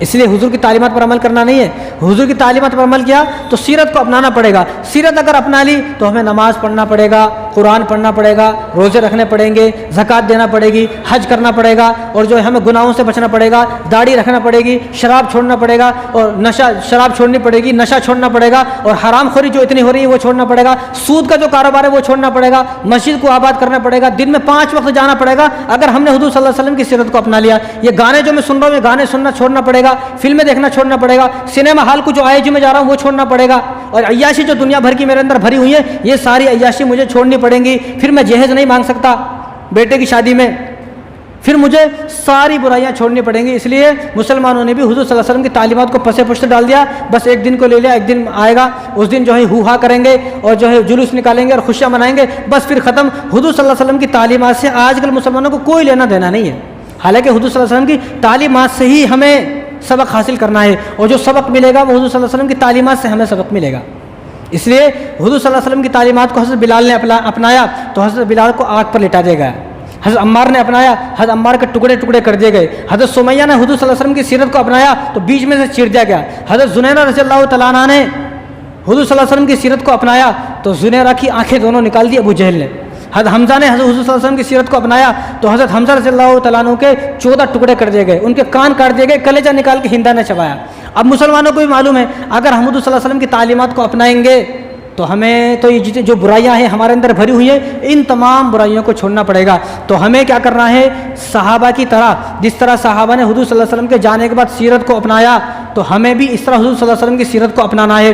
حضور کی سیرت کو انہوں نے اپنایا، اپنی جانیں لٹائی تو اللہ تبارک و تعالیٰ نے ان کے بارے میں فرمایا رضی اللہ تعالیٰ۔ صحابہ کیسے تھے؟ سارے صحابہ نبی کے جیسے لگتے تھے، جب کوئی نیا آدمی آتا تھا تو اس کو پتہ نہیں چلتا تھا صحابی کون ہے، حضور کون ہے، اس کو بتانا پڑتا تھا۔ اسی لیے جتنے بھی جو نئے مسلمان ہوتے تھے وہ اکثر ایسا ہوتا تھا کہ وہ حضرت ابوبکر صدیق رضی اللہ تعالیٰ عنہ کو حضور سمجھتے تھے، اکثر ایسا ہوتا تھا۔ کیوں؟ کیونکہ سارے صحابہ کیسے لگتے تھے؟ نبی کے جیسے لگتے تھے، سارے صحابہ نے نبی کی سیرت کو اپنایا۔ اور ہم کیسے لگتے بتانے کی ضرورت نہیں ہے، ہمارا کیا حال ہے، نہ ہمارا لباس حضور کے مطابق ہے، سنتی ہے، نہ ہمارا چہرہ سنت کے مطابق ہے، نہ ہمارا چلنا اٹھنا بیٹھنا شادی، ہماری پوری زندگی غیروں کے طریقے پر ہے، اور پھر ہم لوگ بھی شکایت کر رہے ہیں کہ ہم لوگوں پر یہ ظلم کیوں ہو رہے ہیں، یہ عذابات کیوں آ رہے ہیں۔ ہمیں جو ہے اپنے آپ کو جس طرح صحابہ نے اپنے کو ڈھالا حضور کی طرز پر، سارے صحابہ حضور کے جیسے لگتے تھے، تو ہمیں بھی اپنے آپ کو حضور کے جیسا بنانا ہے۔ مہینہ ربیع الاول کا مہینہ ہے تو اس مہینے میں ہمیں اور آپ کو 10 کام کرنے ہیں۔ کتنے کام؟ آپ سب کو 10 کام کرنے ہیں، اور یہ 10 کام آپ کو ہی نہیں بلکہ آپ اپنے گھر میں بھی ان 10 کاموں کو بتائیں، اور اپنے محلے میں، اپنی بستی میں، اپنے رشتہ داروں میں ان 10 کاموں کو بتائیں کہ ربیع الاول کے مہینے میں ہمیں 10 کام کرنا ہے۔ جو آپ نے طرح کے بہت سارے کام جو یہ اٹھائے ہوئے ہیں ربیع الاول کے مہینے میں، ان کو چھوڑ دیں، ان کاموں سے کوئی فائدہ ہونے والا نہیں ہے، بلکہ آپ کو ربیع الاول کے مہینے میں یہ 10 کام کرنا ہے۔ تو انشاءاللہ اگر آپ ان 10 کاموں کو ہی کریں گے امید ہے کہ اللہ تبارک و تعالیٰ مغفرت فرما دیں گے۔ تو سب سے پہلا کام ہمیں کیا کرنا ہے ربیع الاول کے مہینے میں؟ سب سے پہلا کام ہمیں یہ کرنا ہے کہ ہمیں ربیع الاول کے مہینے میں بدلنا ہے کہ ہمارے نبی کا مہینہ آ گیا، کہ وہ مہینہ آ گیا جس مہینے میں میرے نبی پیدا ہوئے، وہ مہینہ آ گیا کہ جس مہینے میں میرے نبی کی وفات ہوئی۔ تو لہٰذا جب یہ مہینہ آ گیا ہے تو مجھے اس مہینے سے خود کو بدلنا ہے، اپنے آپ کو بدل دینا ہے۔ جیسا میں پچھلے ربیع الاول میں تھا، اس ربیع الاول سے میں ایسا نہیں رہوں گا، اس ربیع الاول سے میں اپنا آپ کو بدل دوں گا کہ میرے لیے کتنی خوشی کی بات ہے، میرے نبی کا مہینہ ہے، یہ مہینہ میرے نبی کا مہینہ ہے۔ تو جو مہینہ میرے نبی کا مہینہ ہے، تو جو مہینہ میرے نبی کا ہے اس مہینے میں نہ بدلوں، اس مہینے میں میں پہلے جیسا بددین رہوں، پہلے جیسا بدکار رہوں، پہلے جیسا گنہگار رہوں، یہ کیسا ہو سکتا ہے؟ میرا نبی کا مہینہ ہے تو ہمیں اس مہینے سے کیا کرنا ہے؟ اس مہینے سے ہمیں اپنے آپ کو بدلنا ہے، ہمیں خود کو بدلنا ہے۔ اس مہینے سے ہے یا اللہ جیسا میں پچھلے سال ربیع الاول کے مہینے میں تھا، اس سال میں ویسا نہیں رہوں گا، اس ربیع الاول سے میں نے اپنے آپ کو بدل دیا ہے، اس ربیع الاول سے میں نیک بن گیا، سچا مسلمان بن گیا، متقی بن گیا، پرہیزگار بن گیا، اللہ سے ڈرنے والا بن گیا، اور رسول اللہ صلی اللہ علیہ وسلم کی سیرت کو اپنانے والا بن گیا۔ گیا، رسول اللہ صلی اللہ علیہ وسلم کے اخلاق کو اپنانے والا بن گیا، رسول اللہ صلی اللہ علیہ وسلم کے کردار کو اپنانے والا بن گیا، رسول اللہ صلی اللہ علیہ وسلم کی گفتار کو اپنانے والا بن گیا۔ یا اللہ میں اس مہینے سے بدل گیا، یہ میرے نبی کا مہینہ ہے، میں اس مہینے سے بدل گیا، اپنے آپ کو اس مہینے سے چینج کر دینا ہے، کیونکہ مجھے اب تک میں نام کا عاشق رسول تھا، اب میں کام کا عاشق رسول بنوں گا۔ میں جس طرح پچھلے سال 2023 کے ربیع الاول میں نام کا عاشق تھا، اب اس سال 2024 کے ربیع الاول میں مجھے نام کا عاشق رسول نہیں بننا ہے، مجھے کام کا عاشق رسول بننا ہے۔ تو آپ سب کو اس ربیع الاول سے خود کو بدلنا ہے، عہد کرتے نا، یہ عہد کر لے کہ خود کو بدلنا ہے اور سچا عاشق رسول بننا ہے۔ کتنے دن ہو گئے، زندگی کے 50 سال گزر گئے، 60 سال گزر گئے، 70 سال گزر گئے، ہر سال یہ ربیع الاول کا مہینہ آتا ہے، لیکن ہمارے اندر کوئی بدلاؤ نہیں آ رہا۔ کیوں بدلاؤ نہیں آ رہا؟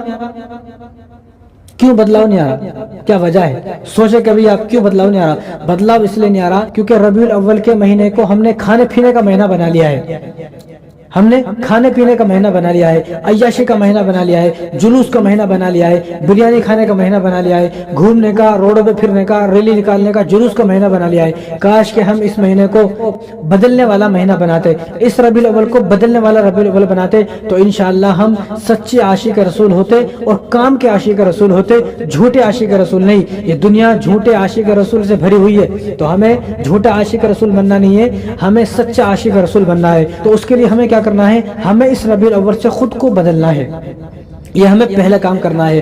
دوسرا کام جو ہمیں اس مہینے میں کرنا ہے وہ یہ کہ اس ربیع الاول سے میں نمازی بن گیا، اس ربیع الاول سے مجھے نمازی بننا ہے، پکا نمازی بننا ہے، 5 وقت کا نمازی بننا ہے، سچا نمازی بننا ہے۔ اس ربیع الاول سے مجھے 5 وقت کا پکا نمازی بننا ہے، کچا نمازی نہیں۔ اس ربیع الاول میں نماز نہیں پڑھتا، اور پچھلے سال جو 2023 کا ربیع الاول گیا اس میں بھی میں نماز نہیں پڑھتا تھا، تو معلوم یہ ہوا کہ 2023 کا جو ربیع الاول گیا اس میں جلوس بھی نکالا، ریلی بھی نکالی، بریانی بھی بنائی، خوب مستی کی، سب کچھ کیا، اور جھنڈے لے کر گلی گلی پھرا، لیکن پھر بھی میں نمازی نہ بن سکا۔ معلوم یہ ہوا کہ تو سچا عاشق رسول نہیں، تو جھوٹا عاشق رسول ہے۔ تو ہمیں اس مہینے سے پکا نمازی بننا ہے، کچا نمازی نہیں۔ 5 یا عہد کر لے، قسم کھا لے، یا اللہ اس ربیع الاول سے میں بدل گیا، اس ربیع الاول سے میں ایک بھی نماز نہیں چھوڑوں گا، میری ایک بھی نماز قضا نہیں ہوگی۔ 2024 کے ربیع الاول سے 2025 کے ربیع الاول تک میری ایک بھی نماز قضا نہیں ہوگی، ایک بھی نماز نہیں چھوٹے گی۔ آپ عہد کر لیں، قسم کھا لیں، تب آپ سچے عاشق رسول ہو، ورنہ ایسے عاشق رسول دنیا میں بھرے ہوئے ہیں جو یہ کہتے ہیں کہ میں عاشق رسول ہوں، لیکن ان کا یہ دعویٰ جھوٹا ہے، وہ اپنے دعوے میں جھوٹے ہیں۔ اور تیسرا جو ہمیں کام کرنا ہے اس ربیع الاول کے مہینے میں وہ یہ کہ ہمیں ہر گناہ سے بچنا ہے۔ جتنے بھی گناہ اب تک میرے اندر تھے، آئندہ وہ گناہ میرے اندر نہیں رہیں گے۔ میں تمام گناہوں سے پاک ہو گیا، تمام گناہوں سے صاف ہو گیا، میں نے تمام گناہوں کی توبہ کر لی۔ کم سے کم 1 مہینہ تو بغیر گناہ کے گزار لو بھائی، 1 مہینہ، 12 مہینوں میں سے 1 مہینہ تو بغیر گناہوں کے گزار لو، کہ قیامت کے دن بھی یہ کہہ سکتا ہے یا اللہ جو 11 مہینے تھے ان میں نے گناہ کیے، لیکن جو 1 مہینہ میرے نبی کا مہینہ آ گیا، وہ مہینہ کہ جس مہینے میں میرے نبی پیدا ہوئے، اس مہینے سے میں نے خود کو بدل لیا، اس مہینے میں نہ میری ایک بھی نماز قضا ہوئی، اور اس مہینے کو میں نے اس طرح گزارا کہ اس پورے مہینے میں 30 دن کے اندر میں نے کوئی گناہ نہیں کیا۔ کم سے کم اپنی پوری زندگی میں ایک ربیع الاول کا پورا مہینہ تو ایسا گزارو کہ جس ربیع الاول کے پورے مہینے میں آپ نے کوئی گناہ نہیں کیا، کوئی جھوٹ نہیں بولا، تکبر نہیں کیا، حسد نہیں کیا، آپ کی ایک بھی نماز قضا نہیں ہوئی۔ کم سے کم 60 سال 70 سال کی زندگی میں 1 مہینہ تو ایسا گزارو، 1 مہینہ، زیادہ نہیں، کم سے کم 1 مہینہ تو ایسا گزارو کہ ربیع الاول کا میرے نبی کا پاک مہینہ، میرے نبی کا برکت والا مہینہ، بابرکت مہینہ، ایسا خوبصورت مہینہ اور ایسا بہترین مہینہ یہ شروع ہو گیا ہے، برکت والا رحمت والا مہینہ شروع ہو گیا ہے۔ اس ربیع الاول میں ایک بھی گناہ نہیں کروں گا، ایک بھی نماز میری قضا نہیں ہوگی۔ تو کیا ہوگا؟ آپ کو کیا ملے گا؟ رسول اللہ صلی اللہ علیہ وسلم آپ سے خوش ہوں گے، رسول اللہ صلی اللہ علیہ وسلم آپ کی شفاعت کریں گے، آپ کی سفارش کریں گے، آپ کا ہاتھ پکڑ کر آپ کو جنت میں لے کے جائیں گے، اگر آپ نے اس ربیع الاول کو اس طرح گزارا جس طرح یہ باتیں ہو رہی ہیں، جس طرح میں نے اب بتایا ہے۔ اس لیے میں درخواست کرتا ہوں کہ میرے نبی کے مہینے کی قدر کریں۔ میرے نبی کا جو مہینہ ہے ربیع الاول کا مہینہ، جس مہینے میں میرے نبی کی ولادت ہوئی، کم سے کم اس مہینے کی قدر کریں، یہ خیر والا مہینہ ہے، برکت والا مہینہ ہے، رحمت والا مہینہ ہے۔ اس مہینے کی ناقدری نہ کریں، اس مہینے کی قدر کریں۔ کس طرح کہ اس مہینے میں تو نماز نہ چھوڑو۔ بعض بدبخت نالائق ایسے ہیں کہ ربیع الاول کے مہینے میں بھی ان کو ایک نماز پڑھنے کی توفیق نہیں ہوتی ہے، اور بعض نالائق تو ایسے ہیں کہ 12 ربیع الاول کہ جس دن جلوس نکالا، ریلی نکالی، بریانی بنائی، اور جس دن جو ہے عیاشی کر رہا ہے، گلی گلی روڈ پر پھر رہے ہیں اور یہ ثابت کرنے کی کوشش کر رہے ہیں میں عاشق رسول ہوں۔ ان بدبختوں کو میں نے یہ دیکھا ہے کہ وہ بدبخت نالائق ایسے ہیں کہ 12 ربیع الاول کو بھی ان کو ایک نماز پڑھنے کی توفیق نہیں ہو رہی۔ تو کیسا عاشق رسول ہے؟ کئی کا عاشق رسول ہے تو؟ ایسے عاشق رسول کی رسول اللہ صلی اللہ علیہ وسلم کو ضرورت نہیں ہے، نہ اللہ تبارک و تعالیٰ کو ایسے عاشق رسول کی ضرورت ہے۔ تو ہمیں سچا عاشق رسول بننا ہے، پکا اور ایماندار عاشق رسول بننا ہے۔ اور جو چوتھا آپ کو کام کرنا ہے اس مہینے میں وہ یہ کہ ربیع الاول کے مہینے میں اپنے گھروں میں سیرت کا آغاز کرنا ہے۔ رسول اللہ صلی اللہ علیہ وسلم کی زندگی کو ہمیں اپنے بیوی کو، اپنے بچوں کو، اپنی بہن کو، اپنے والدین کو، اپنے بھائیوں کو اور اپنے گھر میں جتنے بھی لوگ ہیں ان تمام کو ہمیں رسول اللہ صلی اللہ علیہ وسلم کی زندگی کو بتانا ہے، سیرت کا آغاز کرنا ہے۔ چوتھا کام یہ۔ اور پانچواں کام جو آپ کو ربیع الاول کے مہینے میں کرنا ہے وہ یہ کہ ہمیں کسی کو تکلیف نہیں دینا ہے۔ ہرگز ہمیں کسی کو تکلیف نہیں دینا، چاہے کچھ بھی ہو جائے، چاہے وہ اپنا ہو، غیر ہو، دشمن ہو، کسی کو ہم تکلیف نہیں دیں گے۔ کیوں؟ یہ سوچ کر کہ میرے نبی کا مہینہ ہے، میرے نبی جس مہینے میں پیدا ہوئے، میرے نبی کی ولادت جس مہینے میں ہوئی، یہ پاک مہینہ، برکت والا مہینہ ہے، اس مہینے میں کسی کو تکلیف نہیں دوں گا۔ یہ عہد کر لیں، قسم کھا لیں۔ اور جو چھٹا کام آپ کو کرنا ہے ربیع الاول کے مہینے میں وہ یہ کہ ربیع الاول کے مہینے میں رسول اللہ صلی اللہ علیہ وسلم کے نام پر، رسول اللہ صلی اللہ علیہ وسلم کے ایصال ثواب کے لیے اور حضور صلی اللہ علیہ وسلم کی خوشی کے لیے کہ حضور مجھ سے خوش ہوں کہ اس نے میرے بعد دین پر عمل کیا، میرے نقش قدم پر چلا، ہمیں کیا کام کرنا ہے؟ چھٹا کام جو ہمیں کرنا ہے وہ رسول اللہ صلی اللہ علیہ وسلم کے نام پر ہمیں لوگوں کی مدد کرنا ہے۔ ہمیں رسول اللہ صلی اللہ علیہ وسلم کے دین کو زندہ کرنا ہے، ہمیں سب کی مدد کرنا ہے۔ کوئی دشمن ہے اس کی مدد کرنا ہے، اپنا ہے اس کی مدد کرنا ہے، غیر ہے اس کی مدد کرنا ہے، غریب ہے اس کی مدد کرنا ہے، اور پڑوسی ہے اس کی مدد کرنا ہے، یتیم ہے، بیوہ ہے، مسکین ہے، جتنے بھی پریشان حال ہیں ان تمام کی ہمیں مدد کرنا ہے رسول اللہ صلی اللہ علیہ وسلم کے نام پر، رسول اللہ صلی اللہ علیہ وسلم کے ایصال ثواب کے لیے۔ اور رسول اللہ صلی اللہ علیہ وسلم کل قیامت کے دن میری شفاعت کرے، میرا ہاتھ پکڑ کر جنت میں لے کے جائے، مجھے اپنے مبارک ہاتھوں سے حوض کوثر پلائیں۔ اس لیے مجھے اس مہینے میں ربیع الاول کے مہینے میں تمام لوگوں کی مدد کرنا ہے۔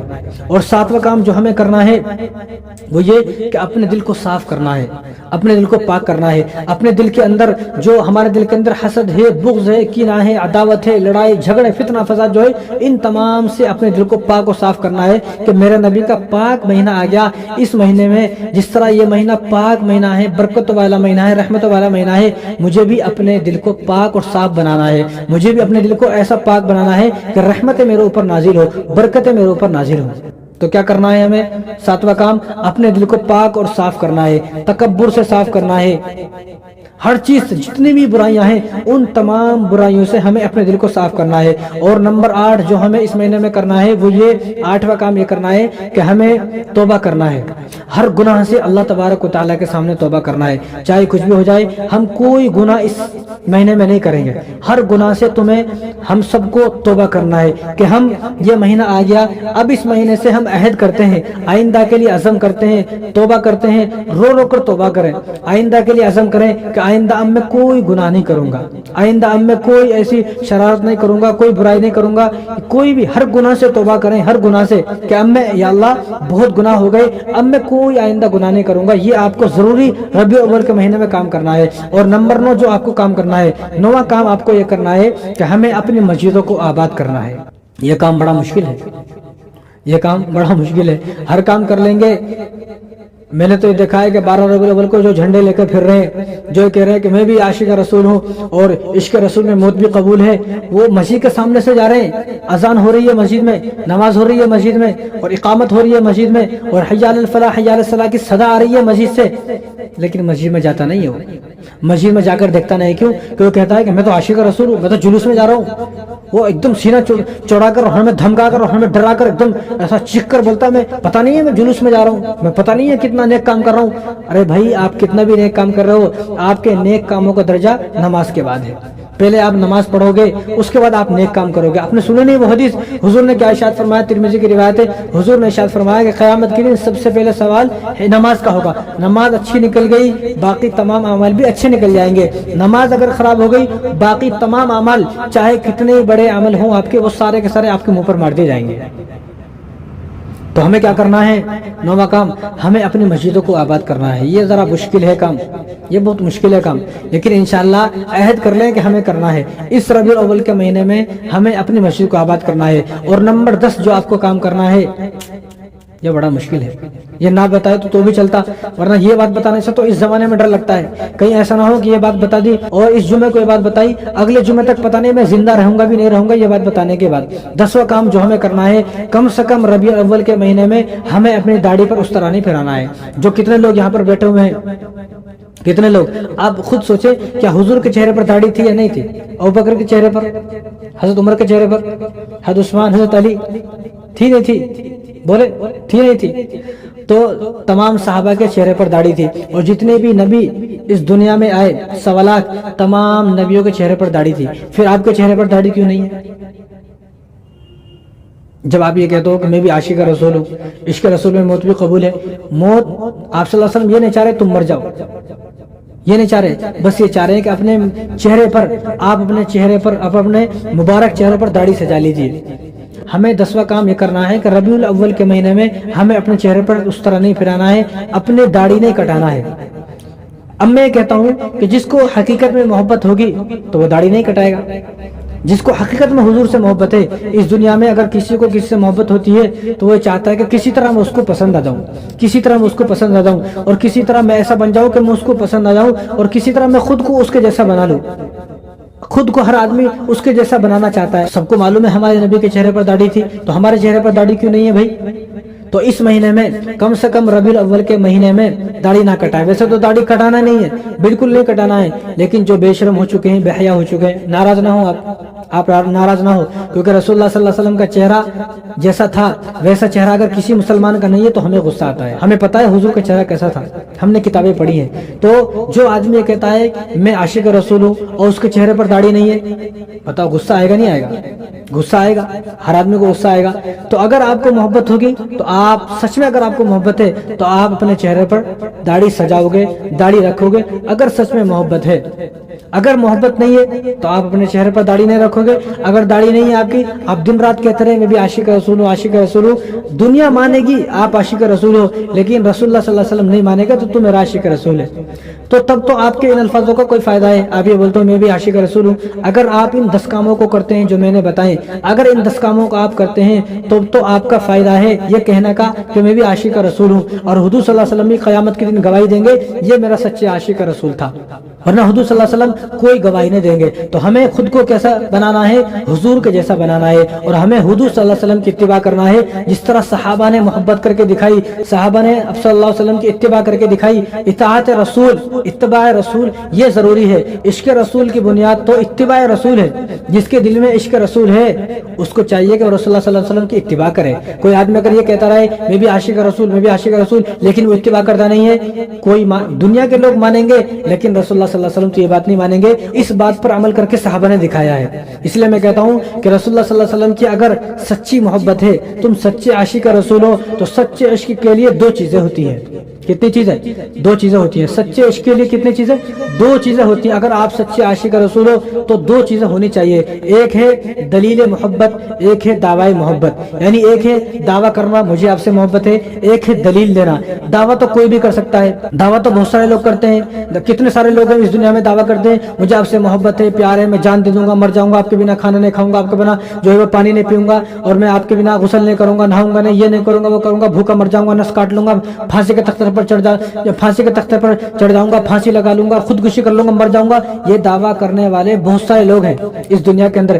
دعویٰ کوئی بھی کر سکتا ہے، دعویٰ تو ہر آدمی کر سکتا ہے۔ بھائی ایسے کتنے سارے لوگ ہیں آپ میں سے یہاں بیٹھے ہوئے جو ہم سے بھی دعویٰ کرتے ہیں کہ ہمیں بھی آپ سے محبت ہے، لیکن ہمیں پتہ ہے ان کو ہم سے کوئی محبت نہیں ہے، ہمیں پتہ ہے۔ اس طرح دعویٰ کرنے والے بہت سارے لوگ ہیں۔ اب دعویٰ کرنے والا شرابی بھی یہ دعویٰ کرتا ہے کہ میں بھی عاشق رسول ہوں، سود خور بھی یہ دعویٰ کرتا ہے، اور چور بھی یہ دعویٰ کرتا ہے، جواری سٹاری بھی یہ دعویٰ کرتا ہے، حرام کمانے والا، حرام کھانے والا، حرام خور بھی یہ دعویٰ کر رہا ہے میں بھی عاشق رسول ہوں، سود کھانے والا، تکبر کرنے والا اور دھوکہ دینے والا، ظلم کرنے والا، بیوی کو مارنے والا، بچوں کو مارنے والا، فاسق فاجر بھی یہ دعویٰ کرتا ہے کہ میں بھی عاشق رسول ہوں، لیکن حقیقت میں وہ عاشق رسول نہیں ہے، کیونکہ اس کا یہ دعویٰ ہے، صرف یہ دعویٰ ہے۔ اور اس سے بھی آگے چلیں آپ، بے نمازی ایک وقت کی نماز پڑھتا نہیں ہے، جس کو مہینے ہو گئے فجر کی نماز پڑھے، مہینے ہو گئے مہینے فجر کی نماز پڑھے، وہ بھی یہ دعویٰ کرتا ہے کہ وہ بھی عاشق رسول ہے۔ مجھے تو ہنسی آتی ہے جب ایک آدمی جس کے چہرے پر داڑھی نہیں ہے، بے نمازی ہے، اور ہمیں پتہ ہی بے نمازی ہے، کیونکہ ہم تو جانتے ہیں بھائی جو یہاں نماز پڑھنا رہے سب کو جانتے ہیں ہم کون ہے ایسا، تو ہم تو جانتے ہیں یہ بے نمازی ہے، لیکن جب وہ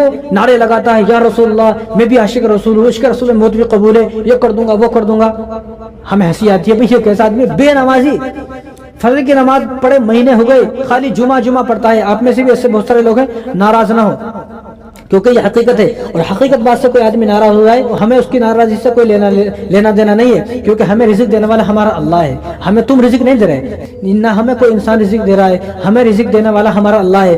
سچ بولتے ہوئے، حق بولتے ہوئے چاہے ہماری گردنیں کٹ جائیں پھر بھی ہم خاموش نہیں رہیں گے، ہم سچ بولیں گے، حق بولیں گے۔ تو آپ میں سے بہت سارے لوگ ہیں ایسے جو بے نمازی ہیں، داڑھی کٹے ہیں، اور جن کا پاجامہ ٹخنے سے نیچے رہتا ہے، یہ آدمی بھی یہ دعویٰ کرتا ہے، چیختا چلاتے میں بھی عاشق رسول، ہمیں تو ہنسی آتی یہ کیسا عاشق رسول ہے، ہم نے کبھی اس کو فجر کی نماز میں دیکھا نہیں، اگر کبھی آتا ہے تو بھولے بھٹکے سے کبھی رمضان میں آ جاتا ہے، محرم پہ آ جاتا ہے، ذی الحجہ میں آ جاتا ہے، شب قدر میں، شب برات پر آ جاتا ہے، بس اس سے زیادہ آتا نہیں ہے، اور پھر یہ دعویٰ کرتا ہے میں بھی عاشق رسول، تو ہمیں تو ہنسی آتی ہے۔ تو دعویٰ کوئی بھی کر سکتا ہے، جیسے میں نے ابھی آپ کو بتایا، پہلی چیز ہے دعویٰ کرنا، دعویٰ کوئی بھی کر سکتا ہے۔ دوسری چیز حضور سے محبت کے لیے دلیل ہے، دلیل۔ دوسری چیز کیا ہے؟ دلیل ہے۔ اب ہمیں دلیل چاہیے، حضور صلی اللہ علیہ وسلم کو بھی دلیل چاہیے۔ اس دنیا میں کتنے بھی لوگ ہیں وہ تمام لوگ دلیل مانگتے ہیں۔ تم اگر کسی سے کہتے ہو میں تم سے محبت کرتا ہوں تو وہ سامنے والا دلیل مانگتا ہے، دلیل کیا ہے؟ اس لیے تو لوگ ایک دوسرے کو آزماتے ہیں، اگر آزمائش میں کوئی پاس ہو گیا تو وہ قبول کر لیتا ہے کہ آدمی حقیقت میں مجھ سے محبت کرتا ہے۔ اب اگر کوئی آزمائش میں فیل ہو جاتا ہے، پاس نہیں ہوتا، تو سارے زمانوں کو کہتا ہے وہ بڑا بیکار آدمی ہے، بڑا خراب آدمی ہے، میرا کسی موقع پر کام نہیں آیا۔ تو ہمیں دلیل دینا ہے۔ دلیل کس طرح دینا ہے؟ اگر سچی محبت ہے، دلیل یہ ہے، اگر سچی محبت ہے تو خود کو نبی کے جیسا بنا کر دکھاؤ۔ خود کو کیسا بنانا؟ خود کو نبی کا جیسا بنا کر دکھاؤ، یہ ہے دلیل۔ دلیل دو حضور صلی اللہ علیہ وسلم کو، رسول اللہ میں آپ کے جیسا ہوں، میں آپ کا جیسا ہوں، میری عادتیں آپ کی جیسی ہیں، میری اخلاق آپ کے جیسے ہیں، میرے معاملات آپ کے جیسے ہیں، میرے جو ہے ہر طرح کے جو جتنے بھی معاملات ہیں وہ تمام معاملے اور بلکہ پوری زندگی جو میری ہے وہ آپ کے جیسی ہے، لہذا میری پوری زندگی جب آپ کے جیسی ہے تو میں نے دلیل دے دی۔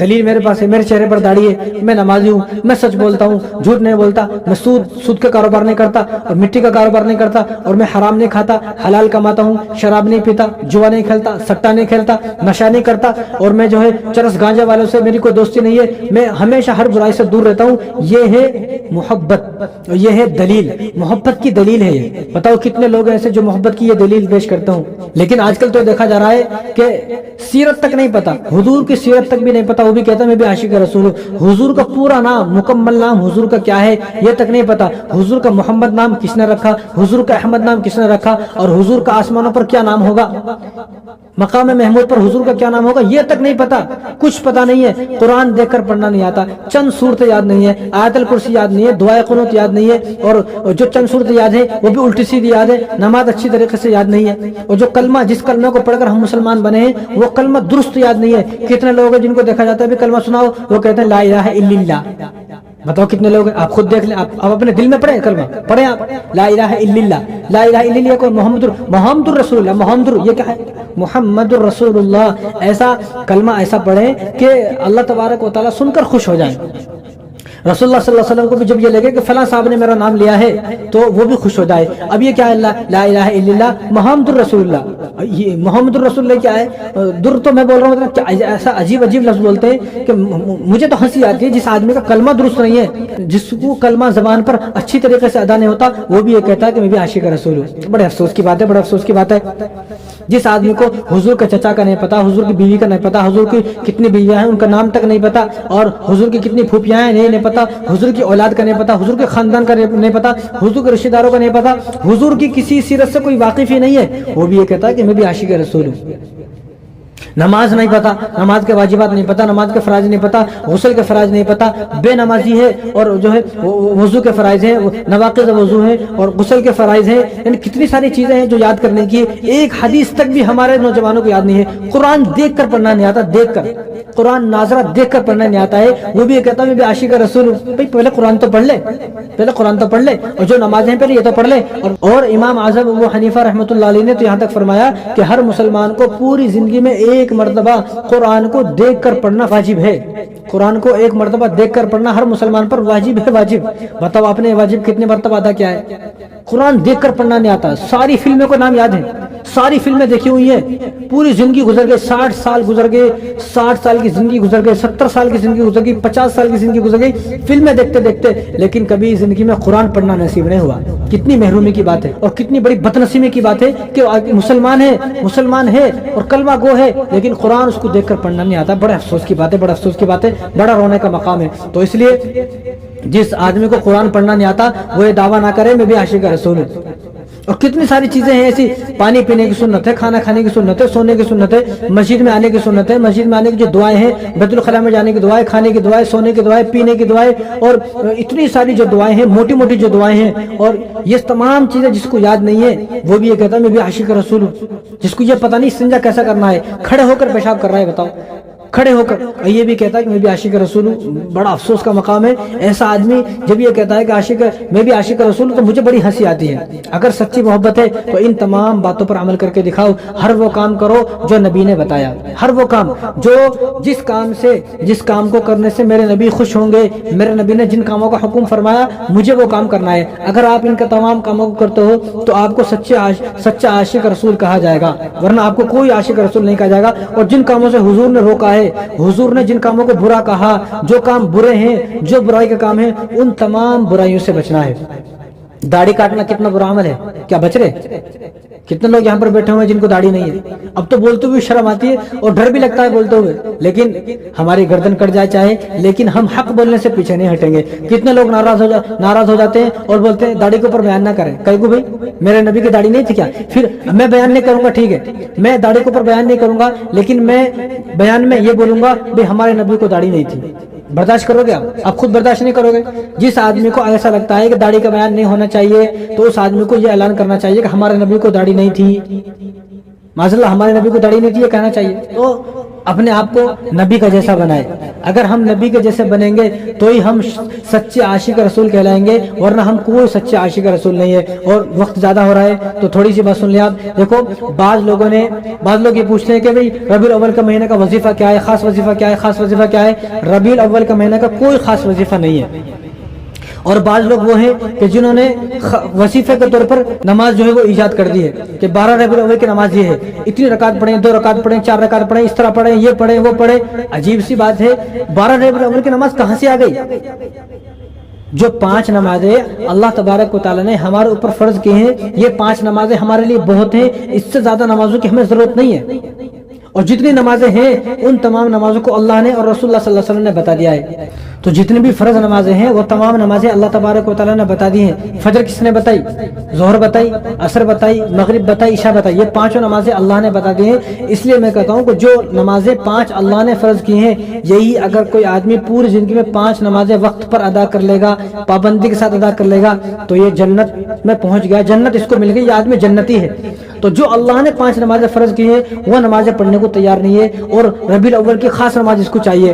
خاص نماز دیکھو، اسلام میں جتنی بھی نمازیں ہیں وہ تمام نمازیں یا تو اللہ نے بتائی ہیں یا نبی نے بتائی ہیں. اللہ نے 5 نمازیں بتائی ہیں اور رسول اللہ صلی اللہ علیہ وسلم جو نمازیں بتائی ہیں، اشراق کی نمازیں، چاشت کی نمازیں، اوابین کی نمازیں، صلاۃ التسبیح کی نمازیں، صلاۃ الحاجت کی نمازیں، نماز کسوف ہے اور تہجد کی نماز ہے. یہ ساری نمازیں رسول اللہ صلی اللہ علیہ وسلم نے بتا دی ہیں.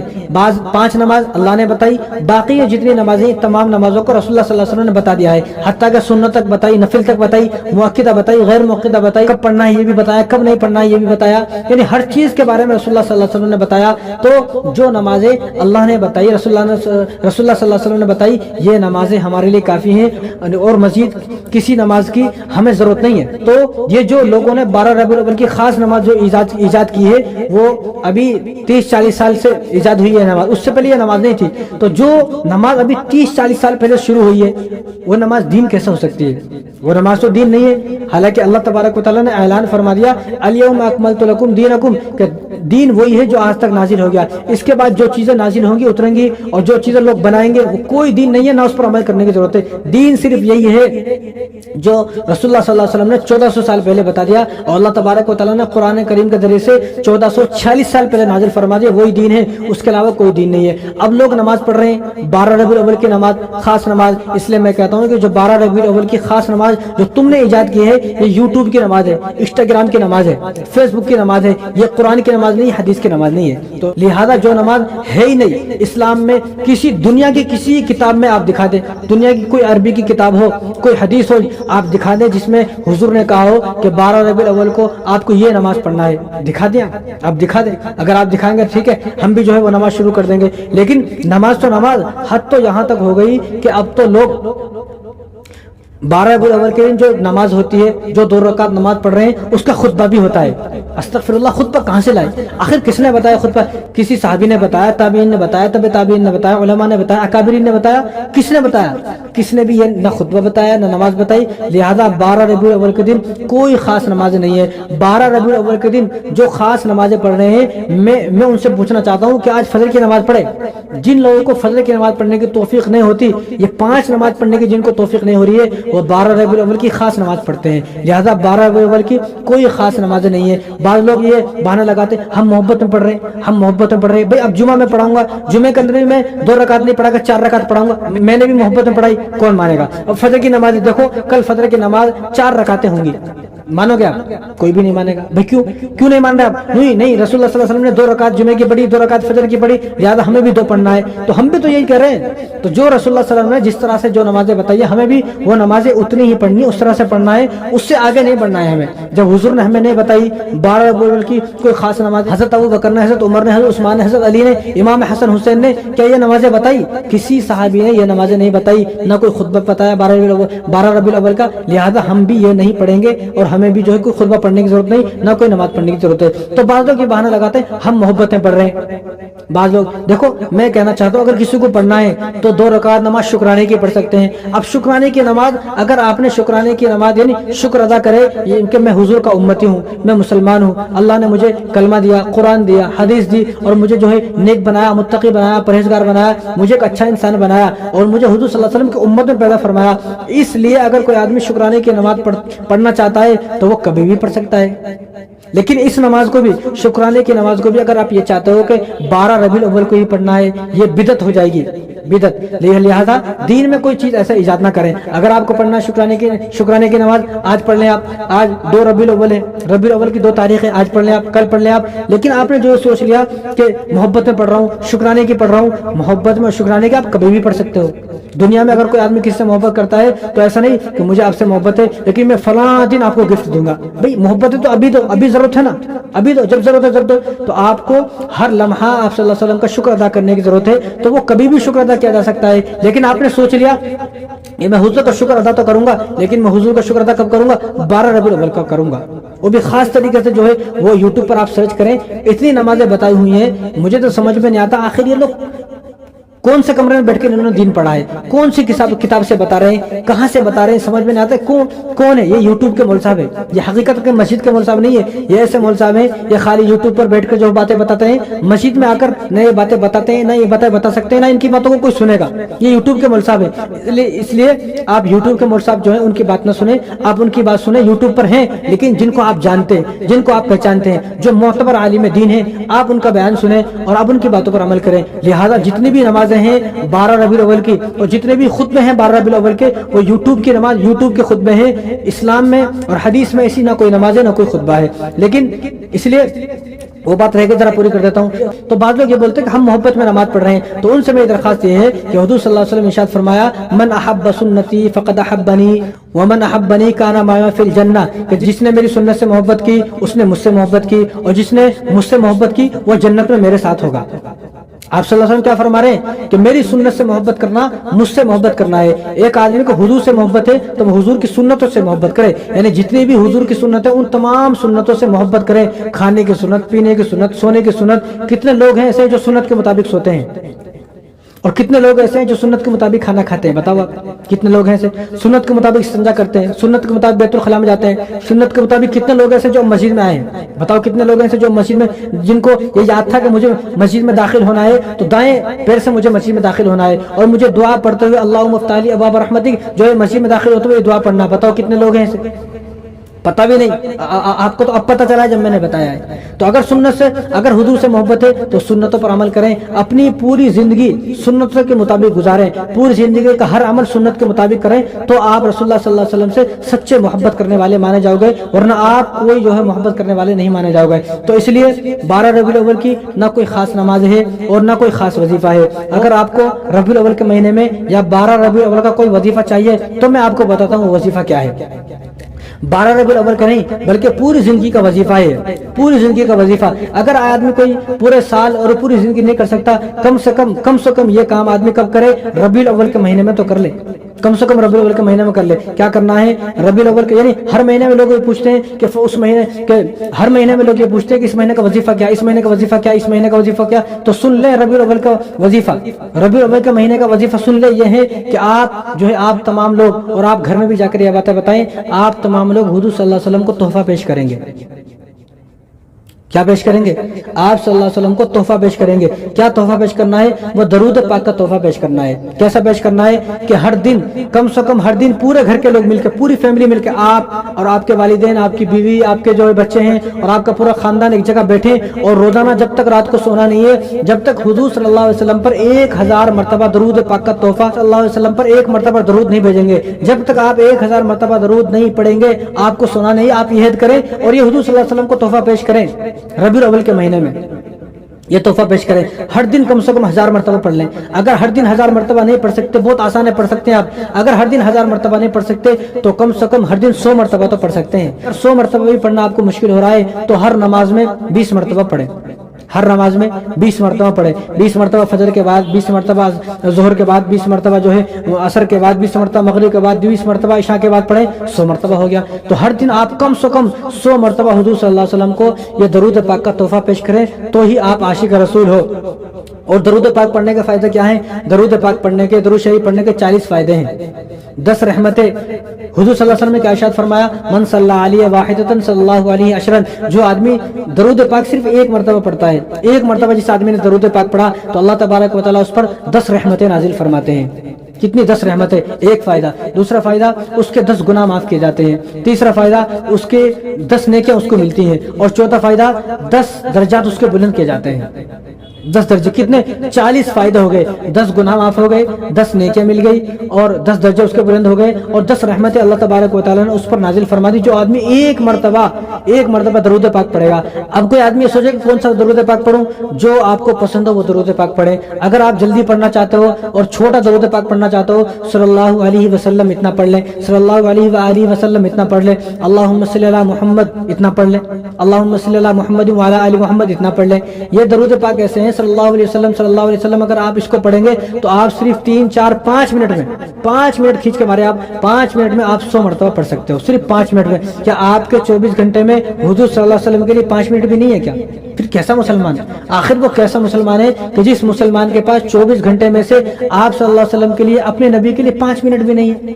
تو آپ پوری فیملی مل کر، پورا گھر مل کر سب سے پہلے کیا کام کریں؟ حضور صلی اللہ علیہ وسلم کے لیے تحفہ پیش کریں، وہ درود پاک کا تحفہ پیش کریں۔ کیوں؟ کیونکہ رسول اللہ صلی اللہ علیہ وسلم کے پاس جب درود پاک جاتا ہے تو وہ فرشتے لے کر جاتے ہیں، اور رسول اللہ صلی اللہ علیہ وسلم نے فرمایا، صحیح حدیث ہے، حضور نے ارشاد فرمایا کہ بہت سارے فرشتے وہ گھومتے رہتے ہیں، دنیا کے اندر گھومتے رہتے ہیں، یہ دیکھنے کے لیے کہ کون ہے جو حضور صلی اللہ علیہ وسلم پر درود پاک بھیج رہا ہے، کون ہے جو حضور صلی اللہ علیہ وسلم پر درود پاک پڑھ رہا ہے۔ تو وہ فرشتے اس درود کو لے کر جاتے ہیں، جو آدمی جتنے مرتبہ پڑھتا ہے وہ فرشتے اس درود پاک کو لے کر حضور صلی اللہ علیہ وسلم کے پاس جاتے ہیں، اور حضور صلی اللہ علیہ وسلم کے پاس جا کر اس کا نام پیش ہوتا ہے، اس کے والد صاحب کا پیش ہوتا ہے، فلاں آدمی فلاں کا بیٹا، فلاں صاحب فلاں کا بیٹا جو ہے، یا فلاں عورت ہے وہ فلاں کی بیٹی ہے، اس عورت نے آپ کو اتنی مرتبہ درود پاک کا تحفہ پیش کیا ہے، اتنی مرتبہ آپ پر درود پاک پڑھا ہے۔ تو میں تو یہ کہتا ہوں کہ آپ سوچیں اپنے بارے میں کہ کتنی مرتبہ میری زندگی میں حضور صلی اللہ علیہ وسلم کے سامنے میرا نام لیا گیا، میرا تذکرہ کیا گیا، اور حضور صلی اللہ علیہ وسلم کتنے خوش ہوں گے ہمارا نام سن کر، جس کا نام حضور صلی اللہ علیہ وسلم کے سامنے چلا گیا کہ فلاں صاحب ہے، فلاں آدمی ہے، اس فلاں آدمی نے اتنی مرتبہ مجھے ربیع الاول کے مہینے میں درود پاک پڑھ کر بھیجا ہے، درود پاک کا تحفہ بھیجا ہے، تو حضور صلی اللہ علیہ وسلم کتنے خوش ہوں گے۔ تو ہمیں چاہیے کہ ہمارا نام بار بار، روزانہ، ہر دن، اگر ہر دن نہیں تو کم سے کم ہفتے میں ایک بار اور کم سے کم مہینے میں ایک بار تو ہمارا نام حضور صلی اللہ علیہ وسلم کے سامنے پیش ہونا چاہیے، تاکہ حضور صلی اللہ علیہ وسلم جب ہماری وفات ہو جائے تو حضور صلی اللہ علیہ وسلم ہمارا استقبال کریں، ہمارے استقبال کے لیے حضور صلی اللہ علیہ وسلم کھڑے رہیں اور ہمیں اپنے سینے سے لگائیں، گلے سے لگائیں اور ہمیں دیکھ کر مسکرائے، اور حضور صلی اللہ علیہ وسلم اسی کو اپنے سینے سے لگائیں گے اور حضور صلی اللہ علیہ وسلم اسی کو اپنے گلے سے لگائیں گے، اسی سے معانقہ کریں گے، اسی سے مصافحہ کریں گے، اسی سے سلام کریں گے اور اسی سے خوش ہوں گے حضور صلی اللہ علیہ وسلم، جو حضور صلی اللہ علیہ وسلم کے لیے زیادہ سے زیادہ درود پاک پڑھتا ہوگا، جو رسول اللہ صلی اللہ علیہ وسلم کے لیے زیادہ سے زیادہ درود پاک کا تحفہ بھیجتا ہوگا، حضور صلی اللہ علیہ وسلم اسی سے خوش ہوں گے۔ اب آپ یہ سوچیں کہ حضور صلی اللہ علیہ وسلم جس کو گلے سے لگائیں گے، جس کو سینے سے لگائیں گے، جس کو حضور صلی اللہ علیہ وسلم بوسہ دیں گے، جس سے حضور صلی اللہ علیہ وسلم مصافحہ کریں گے اور جس کے آنے سے حضور صلی اللہ علیہ وسلم خوش ہو جائیں گے، اب آپ یہ سوچیں کیا وہ آدمی جنت سے محروم ہو سکتا ہے؟ کیا وہ آدمی جہنم میں جا سکتا ہے؟ ہرگز وہ آدمی جنت سے محروم نہیں ہو سکتا اور ہرگز وہ آدمی جہنم میں داخل نہیں ہو سکتا جو آدمی ہر دن حضور صلی اللہ علیہ وسلم پر جو ہے وہ درود پاک کا تحفہ پیش کرے گا۔ اور ایک اور بات سن لیں آپ کہ آدمی دنیا کے اندر کوئی بھی عمل کرتا ہے، جیسے آپ اب نماز پڑھو گے یا آپ نے فجر کی نماز پڑھی، آپ نے قرآن پڑھا، یعنی کوئی بھی آپ نے نیک عمل کیا، وہ نیک عمل اللہ تبارک و تعالیٰ کے پاس جاتا ہے، لیکن درود پاک ایک ایسی چیز ہے جو اللہ کے پاس نہیں جاتی، جو پہلے رسول اللہ صلی اللہ علیہ وسلم کے پاس جاتی ہے، پھر اللہ کے پاس جاتی ہے۔ پہلے رسول اللہ صلی اللہ علیہ وسلم کے پاس اس درود پاک کو فرشتے لے کر جاتے ہیں، تو حضور صلی اللہ علیہ وسلم خوش ہوتے ہیں، پھر وہ درود پاک اللہ کے پاس جاتا ہے اور فرشتے اللہ سے فرماتی ہیں اللہ فلاں صاحب نے درود بھیجا ہے، اتنی مرتبہ درود پڑھا ہے، اس درود کا کیا کریں؟ تو اللہ تبارک و تعالیٰ القول البدیع کے اندر یہ حدیث موجود ہے، تو اللہ تبارک و تعالیٰ فرماتے ہیں کہ اس درود کو جس آدمی نے جتنی مرتبہ درود پڑھا ہے اس درود کو وہاں پر لے کر جاؤ، فرشتوں سے فرماتے ہیں اللہ تعالیٰ وہاں لے کر جاؤ جہاں اس کی قبر بنے گی۔ ابھی آدمی مرا نہیں ہے، ابھی آدمی زندہ ہے، ابھی آدمی زندہ ہے، اور یہ کہاں مرے گا، کب مرے گا، کس طرح مرے گا، کہاں اس کی قبر بنے گی، کہاں دفن ہوگا، کون اس کی نماز جنازہ پڑھائے گا، کسی کو پتہ نہیں ہے۔ تو اللہ تعالیٰ کیا فرمائیں گے، جہاں اس آدمی کی قبر بنے گی اس درود پاک کو وہاں لے کر جاؤ۔ اب یہ درود پاک وہاں جاتا ہے، اس کو وہاں چھوڑ دیتے ہیں جہاں اس کی قبر بنے گی، اس کے مرنے تک یہ درود پاک اس کے لیے دعائے مغفرت کرتا ہے، توبہ استغفار کرتا ہے، اس کی طرف سے اس کی بخشش کی دعا کرتا ہے، اس کی طرف سے استغفار کرتا ہے اور اس کے لیے اللہ تبارک و تعالیٰ سے مغفرت کی دعا کرتا ہے۔ کون سا درود؟ ابھی آدمی مرا نہیں ہے، ابھی زندہ ہے، لیکن مرنے سے پہلے اس نے اتنے سارے درود اللہ تبارک و تعالیٰ کے سامنے بھیج دیے کہ اللہ تبارک و تعالیٰ نے ان تمام درودوں کی ڈیوٹی لگا دی، وہ تمام درود اس آدمی کے لیے، اپنے پڑھنے والے کے لیے، جہاں اس کی قبر بنے گی وہاں اس کے لیے مغفرت کی دعا کر رہے ہیں۔ کون؟ درود پاک۔ جہاں اتنے سارے درود موجود ہوں اور اس کے لیے دعا مغفرت کرتے ہوں، آپ یہ سوچیں کہ اس زمین کے اندر جب یہ آدمی دفن ہوگا، جب اس قبر کے اندر یہ آدمی لیٹے گا تو اس کو مرنے کے بعد اس کو کسی طرح کا عذاب نہیں دیا جائے گا۔ تو آپ میں سے کتنے لوگ ہیں جو یہ چاہتے ہیں؟ کتنے لوگ ہیں بتائیں؟ تمام چاہتے ہیں، تو ٹھیک ہے، پھر کیا کام کرے؟ ربیع الاول کے مہینے میں زیادہ سے زیادہ درود پاک پڑھے، زیادہ سے زیادہ درود پاک پڑھے۔ اور وقت زیادہ ہو رہا ہے، ذرا دو باتیں سن لیجئے۔ وہ یہ کہ بعض لوگ جو ہے وہ 12 ربیع الاول کو روزہ رکھتے ہیں اور روزہ رکھنے کو ضروری سمجھتے ہیں اور یہ کہتے ہیں کہ 12 ربیع الاول کو روزہ رکھنا سنت ہے۔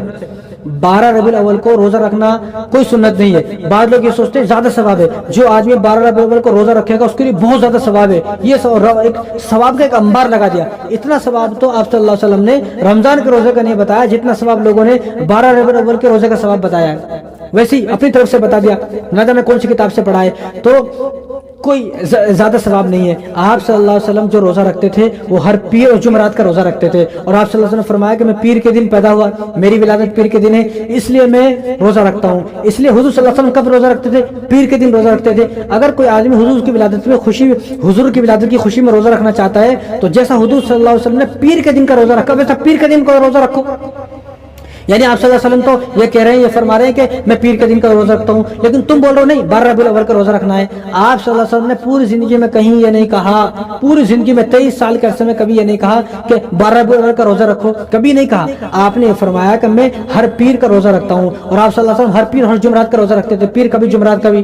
تو حضور صلی اللہ علیہ وسلم جب پیر اور جمعرات کا روزہ رکھتے تھے تو آپ بھی پیر اور جمعرات کا روزہ رکھ سکتے ہیں، لیکن یہ سوچنا کہ 12 کو رکھنا ہے، 12 کو رکھنا ہے، 12 کا زیادہ ثواب ہے، 12 کا سنت ہے، کوئی سنت نہیں ہے۔ اور جتنے روزے سنت ہیں وہ آپ صلی اللہ علیہ وسلم نے بتا دیے ہیں، جو روزے سنت ہیں وہ آپ صلی اللہ علیہ وسلم نے سارے کے سارے روزے بتا دیے ہیں، جیسے کہ ایام 20 کے روزہ رکھنا سنت ہے، یعنی جو इस्लामिक महीना है, इस्लामिक महीने की जो तारीख आएंगी 13 तारीख, 14 तारीख, 15 तारीख, 13, 14, 15, इस्लामिक महीने की 13, 14, 15 तारीख को रोजा रखना सुन्नत है। यह आप सल्लल्लाहु अलैहि वसल्लम ने बताया। इनको अय्याम बीस का रोजा कहा जाता है। मुहर्रम के 2 रोजा रखना सुन्नत है। जुल्हिज्जा का 9 जुल्हिज्जा का 1 रोजा रखना सुन्नत है।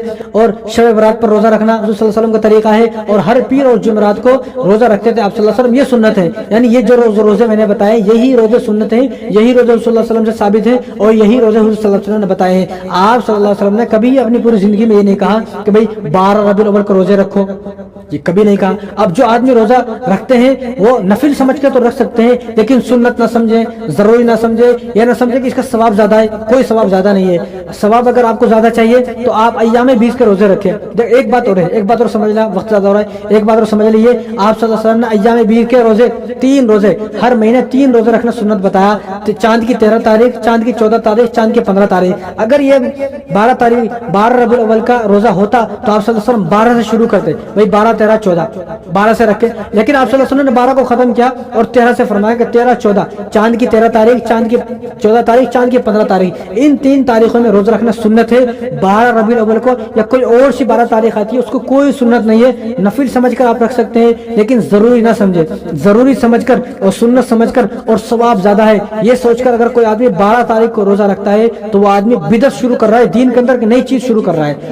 हालांकि जो चीज हुजूर सल्लल्लाहु अलैहि वसल्लम ने इरशाद नहीं फरमाई वो उसको नहीं मानना चाहिए, वो इस्लाम में नहीं है, वो दीन में नहीं है। अगर कोई आदमी अपनी तरफ से इन बातों को इजाद करना चाहता है वो उसकी अपनी बातें हैं, हुजूर सल्लल्लाहु अलैहि वसल्लम की बातें नहीं है। इसलिए मैं कहता हूं कि जो दीन आप सल्लल्लाहु अलैहि वसल्लम छोड़कर गए हैं, जो दीन रसूलुल्लाह सल्लल्लाहु अलैहि वसल्लम छोड़कर गए हैं 1446 साल पहले, अगर उसी दीन पर अमल हो जाए बस, नई कोई चीज करने की जरूरत नहीं है। ये जो 12 रबीउल अव्वल का जिन लोगों को रोजा रखने का शौक है ये वो लोग हैं जो रमजान का एक भी रोजा नहीं रखते हैं, जो अय्याम बीस का रोजा नहीं रखते, मुहर्रम का रोजा नहीं रखते, जो शब बरात का रोजा नहीं रखते, जो ज़िलहिज्जा का रोजा नहीं रखते, वो है ये लोग जो ये बोलते हैं कि 12 रबीउल अव्वल का रोजा रखना है। वरना जो आदमी, जिस आदमी ने रमजान मुबारक के 30 रोजे रखे उसको इत्मीनान है, अपने ऊपर भरोसा है, वो ना रखे तो भी कोई बात नहीं है।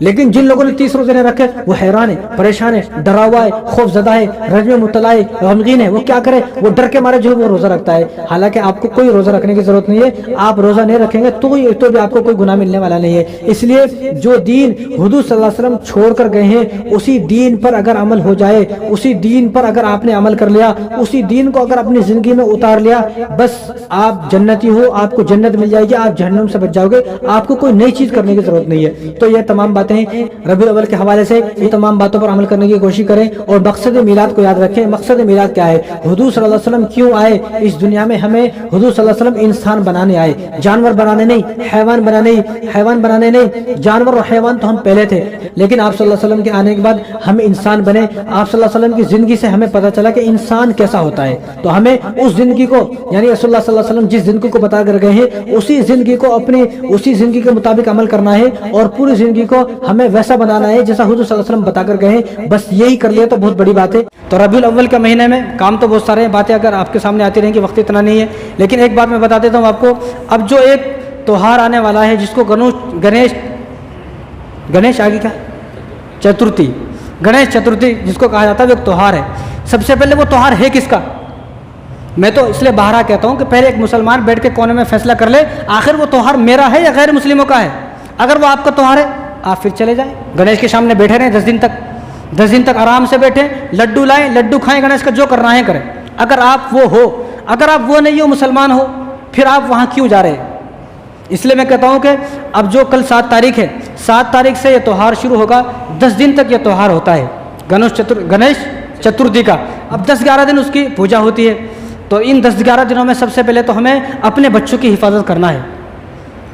हमारे बच्चे रात भर कहाँ बैठे हुए? गणेश के सामने बैठे हुए रात भर, और हमारी नौजवान लड़कियां बुरखे में वो गणेश के सामने बैठकर उसका लड्डू खा रही हैं और गणेश के सामने पूजा कर रही हैं। मुसलमान लड़कियां बुरखे में, आप वो वीडियो पे दिखा सकते, मेरे पास वो वीडियो है, आपने भी देखी होंगी। मुसलमान लड़कियां बुरखे में, मैं कहता हूँ कि कैसे वालिदैन हैं जिनको पता नहीं हमारे बच्चे कहाँ जा रहे हैं। रात भर बच्चे बैठे हुए हैं, रात भर बच्चा गायब है घर से, गणेश के सामने बैठा हुआ, कोई फिक्र नहीं है। और मस्जिद का इमाम अगर आधा मिनट भी लेट आ गया और क़यामत आ गई, गुस्सा हो जाता है, चेहरा बना लेता है, ऐसा लगता है कि मेरा बस चले तो इसके गिरबान पकड़ कर पूछूं तो आधा मिनट कहाँ था। और यहाँ खुद की बेटी, इसलिए मैं बारहा कहता हूँ खुद की बेटी पर नज़र रखो, खुद के बेटे पर नज़र रखो। खुद के बेटे और खुद की बेटी पर नज़र रखा होता, جتنی نظر امام پر ہے اتنی نظر خود کے بیٹے بیٹی پر رکھا ہوتا تو تیرا بیٹا آج فرما بردار ہوتا، نیک ہوتا، متقی ہوتا، پرہیزگار ہوتا، 5 وقت کا نماز پڑھنے والا ہوتا۔ لیکن ہماری اولاد کا حال کیا ہے؟ وہ گنیش کے سامنے ناچ رہے ہیں، گنیش کے سامنے ڈانس کر رہے ہیں۔ اور ہمارے بعد مسلمانوں کا یہ حال ہے کہ وہ گنیش کا، ایک مسلمان نے گنیش کا لڈو 51,000 روپے میں خریدا یہ حیدرآباد کے اندر، اور وہ خوش ہو رہا ہے اور لوگوں کو تقسیم کر رہا ہے، یہ پرساد ہے، وہ خوش ہو رہا ہے، خوش ہو رہا ہے کیا؟ گنیش کا لڈو خرید کر۔ ایک لڑکی نے، مسلمان عورت ہے، مسلمان عورت نے 11,000 روپے میں گنیش کا لڈو خریدا۔ مجھے تو سمجھ میں نہیں آتا آخر یہ تہوار ہے کس کا؟ کہ تمہارا ہے یہ تہوار؟ نہیں، ہم بھائی چارے کے لیے کر رہے ہیں۔ اگر کسی کو بھائی چارہ نبھانا ہے تو وہ ہاسپٹل میں جائے، جتنے بھی غیر مسلم ہیں ان کا علاج کراؤ، غیر مسلم جو لڑکیاں ہیں، نوجوان جن کی شادی نہیں ہو رہی ان کی شادی کراؤ، غیر مسلموں کی ہر قدم پر مدد کرو، ان کے کام آؤ، جو بیمار ہیں اتنے سارے ان کا علاج کراؤ، جو غیر مسلم بیچارے قرض سے مر رہے ہیں ان کا قرض ادا کرو، جو خودکشیاں کر رہے ہیں غربت کی تنگی سے آ کر ان کی غربت کو ختم کیا جائے، ان کے قرضوں کو ادا کیا جائے۔ اور جو غیر مسلم جو بیچاری لڑکیاں ہیں جن کی شادی نہیں ہو رہی، شادی کی وجہ سے جو گھر میں جن کی عمریں زیادہ ہو رہی، جاؤ ان کی شادی کراؤ۔ یہ ہے بھائی چارہ، یعنی یہ کیسا بھائی چارہ ہے؟ دیکھو غیر مسلم کے لیے آپ صلی اللہ علیہ وسلم نے بھی غیر مسلموں کی مدد فرمائی ہے۔ حضور کے زمانے بھی غیر مسلم تھے، یہودی تھے، عیسائی تھے، ان کی حضور نے مدد کی ہے، لیکن کبھی حضور صلی اللہ علیہ وسلم جو ہے ان کے تہوار میں شامل نہیں ہوئے۔ تو پھر مسلمان ان کے تہوار میں کیوں شامل ہو رہے ہیں؟ اس لیے میں آدمی نے وہ 51,000 روپے کا جو لڈو خریدا وہ خوش ہو رہا ہے، ایمان جانے پر خوشی منا رہا ہے، ایمان چلا گیا، ایمان جانے پر خوش ہو رہا ہے۔ لیکن عجیب مسلمانوں کی کیسی مینٹلٹی ہوگی؟ آخر کیسے ہوگی مسلمان؟ کیسے سمجھانا مسلمانوں کو؟ یہ سمجھ میں نہیں آتا ہے۔ شرم آنی چاہیے۔ اپنی اولاد رات بھر گنیش کے سامنے بیٹھ کر جو ہے اس کا لڈو کھا رہے ہیں، وہاں ناچ رہے ہیں، ڈانس کر رہے ہیں۔ میں نے اپنی آنکھوں سے دیکھا کتنے سارے لوگوں کو۔ اس لیے اپنے بچوں کو آپ خود سمجھائیں، اگر غیر مسلموں کی اتنی فکر ہے تو ان کے ساتھ حسن سلوک کریں۔ لوگوں کی سوچ یہ ہے کہ ہم ان کے ساتھ جو ہے حسن یہ بھائی چارے کے لیے کر رہے ہیں۔ اب لوگ کیا ہے، پورے سال دھوکہ دیا غیر مسلم کو، پورے سال جھوٹ بولا، پورے سال جو 2 نمبر کے کام کیا۔ اب وہ جو اتنی حرام خوری جو کی ہے غیر مسلم کے ساتھ، اب سوچ یہ ہے کہ ایک دن میں ان کے ساتھ شامل ہو جاؤں گا، وہ سارے جتنے بھی میرے جھوٹ ہیں، دھوکے ہیں، فریب ہے، جتنے بھی میری جو عیاشی ہیں، جتنے بھی میری جو ہے وہ جتنے بھی میں نے غلط کام ان کے ساتھ کیے وہ سارے ختم ہو جائیں گے۔ ایسا ختم ہونے والے نہیں ہے۔ اگر کسی آدمی کو غیر مسلموں کے کام آنا ہے پورے سال، دیکھو حضور صلی اللہ علیہ وسلم کے زمانے میں یہودی عیسائی کیوں مسلمان ہوئے؟ جو 1.25 لاکھ صحابہ تھے وہ پہلے کوئی یہودی تھے کوئی عیسائی تھے، حضور صلی اللہ علیہ وسلم ان کے تہواروں میں شامل نہیں ہوتے تھے، باقی ان کی مدد کرتے تھے، تو وہ خود سوچتے تھے بھئی یہ آدمی کتنا اچھا ہے، ہماری مدد کرتا ہے، ہمارے کام آتا ہے، لیکن ہمارے تہواروں میں شامل نہیں ہوتا ہے، کوئی تو وجہ ہے۔ پھر وہ پڑھتے تھے، دین کو پڑھتے تھے، حضور صلی اللہ علیہ وسلم سے ملتے تھے، صحابہ سے ملتے تھے، تو ان کے دل کے اندر دین اترتا تھا۔ آج کیا ہے؟ آج مسلمان غیر مسلموں کے سارے تہوار میں شامل ہے، اس کو پتہ ہی نہیں مجھے کس تہوار میں شامل ہونا ہے نہیں ہونا ہے۔ اگر اور لڈو جو گنیش کا جو لڈو ہے یہ اس کے بارے میں اللہ نے فرمایا، اللہ نے، کیونکہ یہ جو لڈو ہے یہ غیر اللہ پر چڑھایا ہوا لڈو ہے، اور جو غیر اللہ پر چڑھا دیا گیا وہ مسلمان کے لیے حرام ہو گیا۔ وما احل به لغیر اللہ، جو غیروں کے نام پر چڑھا دیا گیا کوئی بھی چیز ہو وہ مسلمان کے لیے کھانی حرام ہو گئی۔ اب یہ گنیش کا لڈو بھی کھانا حرام ہے۔ اپنے بچوں کو بچائیں، بچوں کی حفاظت کریں۔ رات بھر جو ہے بچہ وہ بیٹھا ہوا ہے گنیش کے سامنے، اس کو کچھ پتہ ہی نہیں ہے، کچھ پتہ نہیں ہے کہاں میرا بچہ، کہاں ہے میری جوان بچی۔ اور یہ جوان بچی جو برقعے میں اتنی ساری ناچ رہی ہیں، ڈانس کر رہی ہیں گنیش کے سامنے، 1-2 نہیں بلکہ 30-40 بچیاں جو ڈانس کر رہی ہے، یہ کوئی ایسا نہیں ہے آسمان سے آئی اور آسمان میں چلی گئی، یہ بھی ہماری تمہاری کسی کی بیٹیاں ہیں۔ تو جب بھی کوئی ایسا تہوار آئے اپنے بچوں کو سمجھایا جائے، اپنے بچوں کو سمجھائے بھئی یہ ہمارا تہوار نہیں، یہ ہمارے پاس اور تہوار ہے۔ اور دوسری بات، ایک اور بات سمجھیں آپ، یہ وقف بورڈ کا جو مسئلہ ہے پہلے بھی میں نے بیان کیا ہوا ہے، آپ نے سنا ہوگا۔ وقف بورڈ کا جو مسئلہ ہے، دیکھو حکومت وقف بورڈ کو ختم کرنا چاہتی ہے، کیوں؟ کیونکہ وقف بورڈ کے پاس جو زمین ہے، وقف بورڈ کی جو زمین ہے ہندوستان کے اندر وہ 8 لاکھ ایکڑ زمین ہے۔ 8 لاکھ ایکڑ کتنی ہوتی ہے زمین؟ یہاں جس کے پاس 1 ایکڑ ہے وہی سب سے مالدار ہے بستی کا، یہاں 8 لاکھ ایکڑ زمین ہے۔ اب حکومت کی نظر خراب ہے کہ وہ 8 لاکھ ایکڑ کو کسی طرح اپنے قبضے میں کرنا ہے، تو اب وہ ممبر پارلیمنٹ میں جو ہے بحث چلی اس کے اوپر، تو اب جوائنٹ پارلیمنٹ جو کمیٹی ہے اس کے پاس یہ کیس چلا گیا ہے۔ اب انہوں نے مسلمانوں کی رائے مانگی ہے کہ 20 کروڑ، وہ کہہ رہے ہیں 20 کروڑ، ویسے 20 کروڑ سے زیادہ ہیں مسلمان، انہوں نے کہا اگر 20 کروڑ مسلمانوں میں سے صرف 50 لاکھ مسلمان اگر یہ بولتے ہیں کہ ہمیں یہ قانون منظور نہیں ہے، ہمیں یہ قانون نہیں چاہیے، ہم اس قانون کو ریجیکٹ کرنا چاہتے ہیں، 20 کروڑ میں سے صرف 50 لاکھ ان کو ووٹ چاہیے۔ کتنے؟ صرف 50 لاکھ۔ تو 50 لاکھ مسلمانوں کو پھر ہندوستان میں سے ووٹ ڈالنا ہے کہ ہم اس قانون کے خلاف ہیں، ہم اس قانون کو ریجیکٹ کرنا چاہتے ہیں۔ تو ہر مسلمان کی ذمہ داری ہے کہ وہ اس قانون کو ریجیکٹ کرے۔ کیسا کرنا ہے؟ آپ کو باہر پرچے ملیں گے، بعد میں آپ کو یہ دی جائیں گے، یہ پرچہ ہے، اس کو اسکین کرنا ہے، اس کو آپ کو بتایا جائے گا، جن کو معلوم ہے وہ سب کرائیں، اس کو اسکین کیا جائے گا، اسکین کرنے کے بعد ایک لنک آئے گی، وہ لنک اوپن کرنا ہے، جی میل کھلے گا، جی میل پہ جا کر سینڈنگ کا بٹن دبانا ہے بس۔ یہ کوئی گھنٹے 2 گھنٹے کا کام نہیں ہے، یہ صرف اگر کوئی کام ہے تو کتنی دیر کا کام ہے، یہ صرف 10 سے 20 سیکنڈ کا کام ہے۔ اگر آج آپ نے یہ نہیں، کیونکہ یہ اللہ کی زمین ہے، جو وقف بورڈ کی زمین ہے یہ اللہ کی زمین ہے، یہ کسی کی ملکیت نہیں ہے، اور اللہ کی زمین کو بچانا ہر مسلمان کا فرض ہے، ہر مسلمان کا دینی فریضہ ہے اس زمین کو بچانا۔ اگر ہم اسی زمین کو بچا دیا بس اتنا ہی ہو گیا، ہمارے ایک ووٹ ڈالنے سے اگر زمین بچ گئی تو ہو سکتا ہے قیامت کے دن ہماری نجات اسی ذریعے سے ہو جائے، ورنہ قیامت کے دن آئے گا، قیامت کے دن یہ فون ہمیں بد دعا کرے گا، یہ فون ہی ہمیں قیامت کے دن جہنم میں لے کر جائے گا، یا اللہ اس کے پاس فون تھا۔ اس لیے ہمارے اندر جتنی طاقت ہے ہم اتنا کریں، باقی اللہ پر چھوڑ دیں، ہمیں صرف اتنا کرنا ہے۔ تو آپ کے پاس جتنے بھی فون ہیں ان تمام فونوں میں جمعے کے بعد اس کی اسکیننگ کو کریں اور جی میل بھیجیں وہاں پر۔ 20 کروڑ مسلمانوں میں سے صرف 50 لاکھ، جس طرح ہم نے پہلے کوشش کی، یونیفارم سول کوڈ جب آیا تو ہم نے ماشاءاللہ پوری ہندوستان کے مسلمانوں نے جی میل بھیجا تو وہ ٹل گیا، اب یہ بھی اسی طرح ٹلے گا اگر ہم چاہیں گے۔ لیکن بعض لوگ کیا ہے اتنے دل سخت ہو گئے، کتنا ہی بولو جان تو ہمارا کیا کرنا ہے، جان تو ہمارا کیا کرنے کا ہے۔ بھائی وقف بورڈ کی جو اس وقت پورے ہندوستان میں کتنی مسجدیں معلوم آپ کو؟ 7 لاکھ مسجدیں ہیں پورے ہندوستان میں، ان 7 لاکھ مسجدوں میں سے 3 لاکھ جو مسجد ہیں وہ وقف بورڈ کی زمین پر ہے۔ یا مکہ مسجد کہاں ہے؟ وقف بورڈ کی زمین پر ہے۔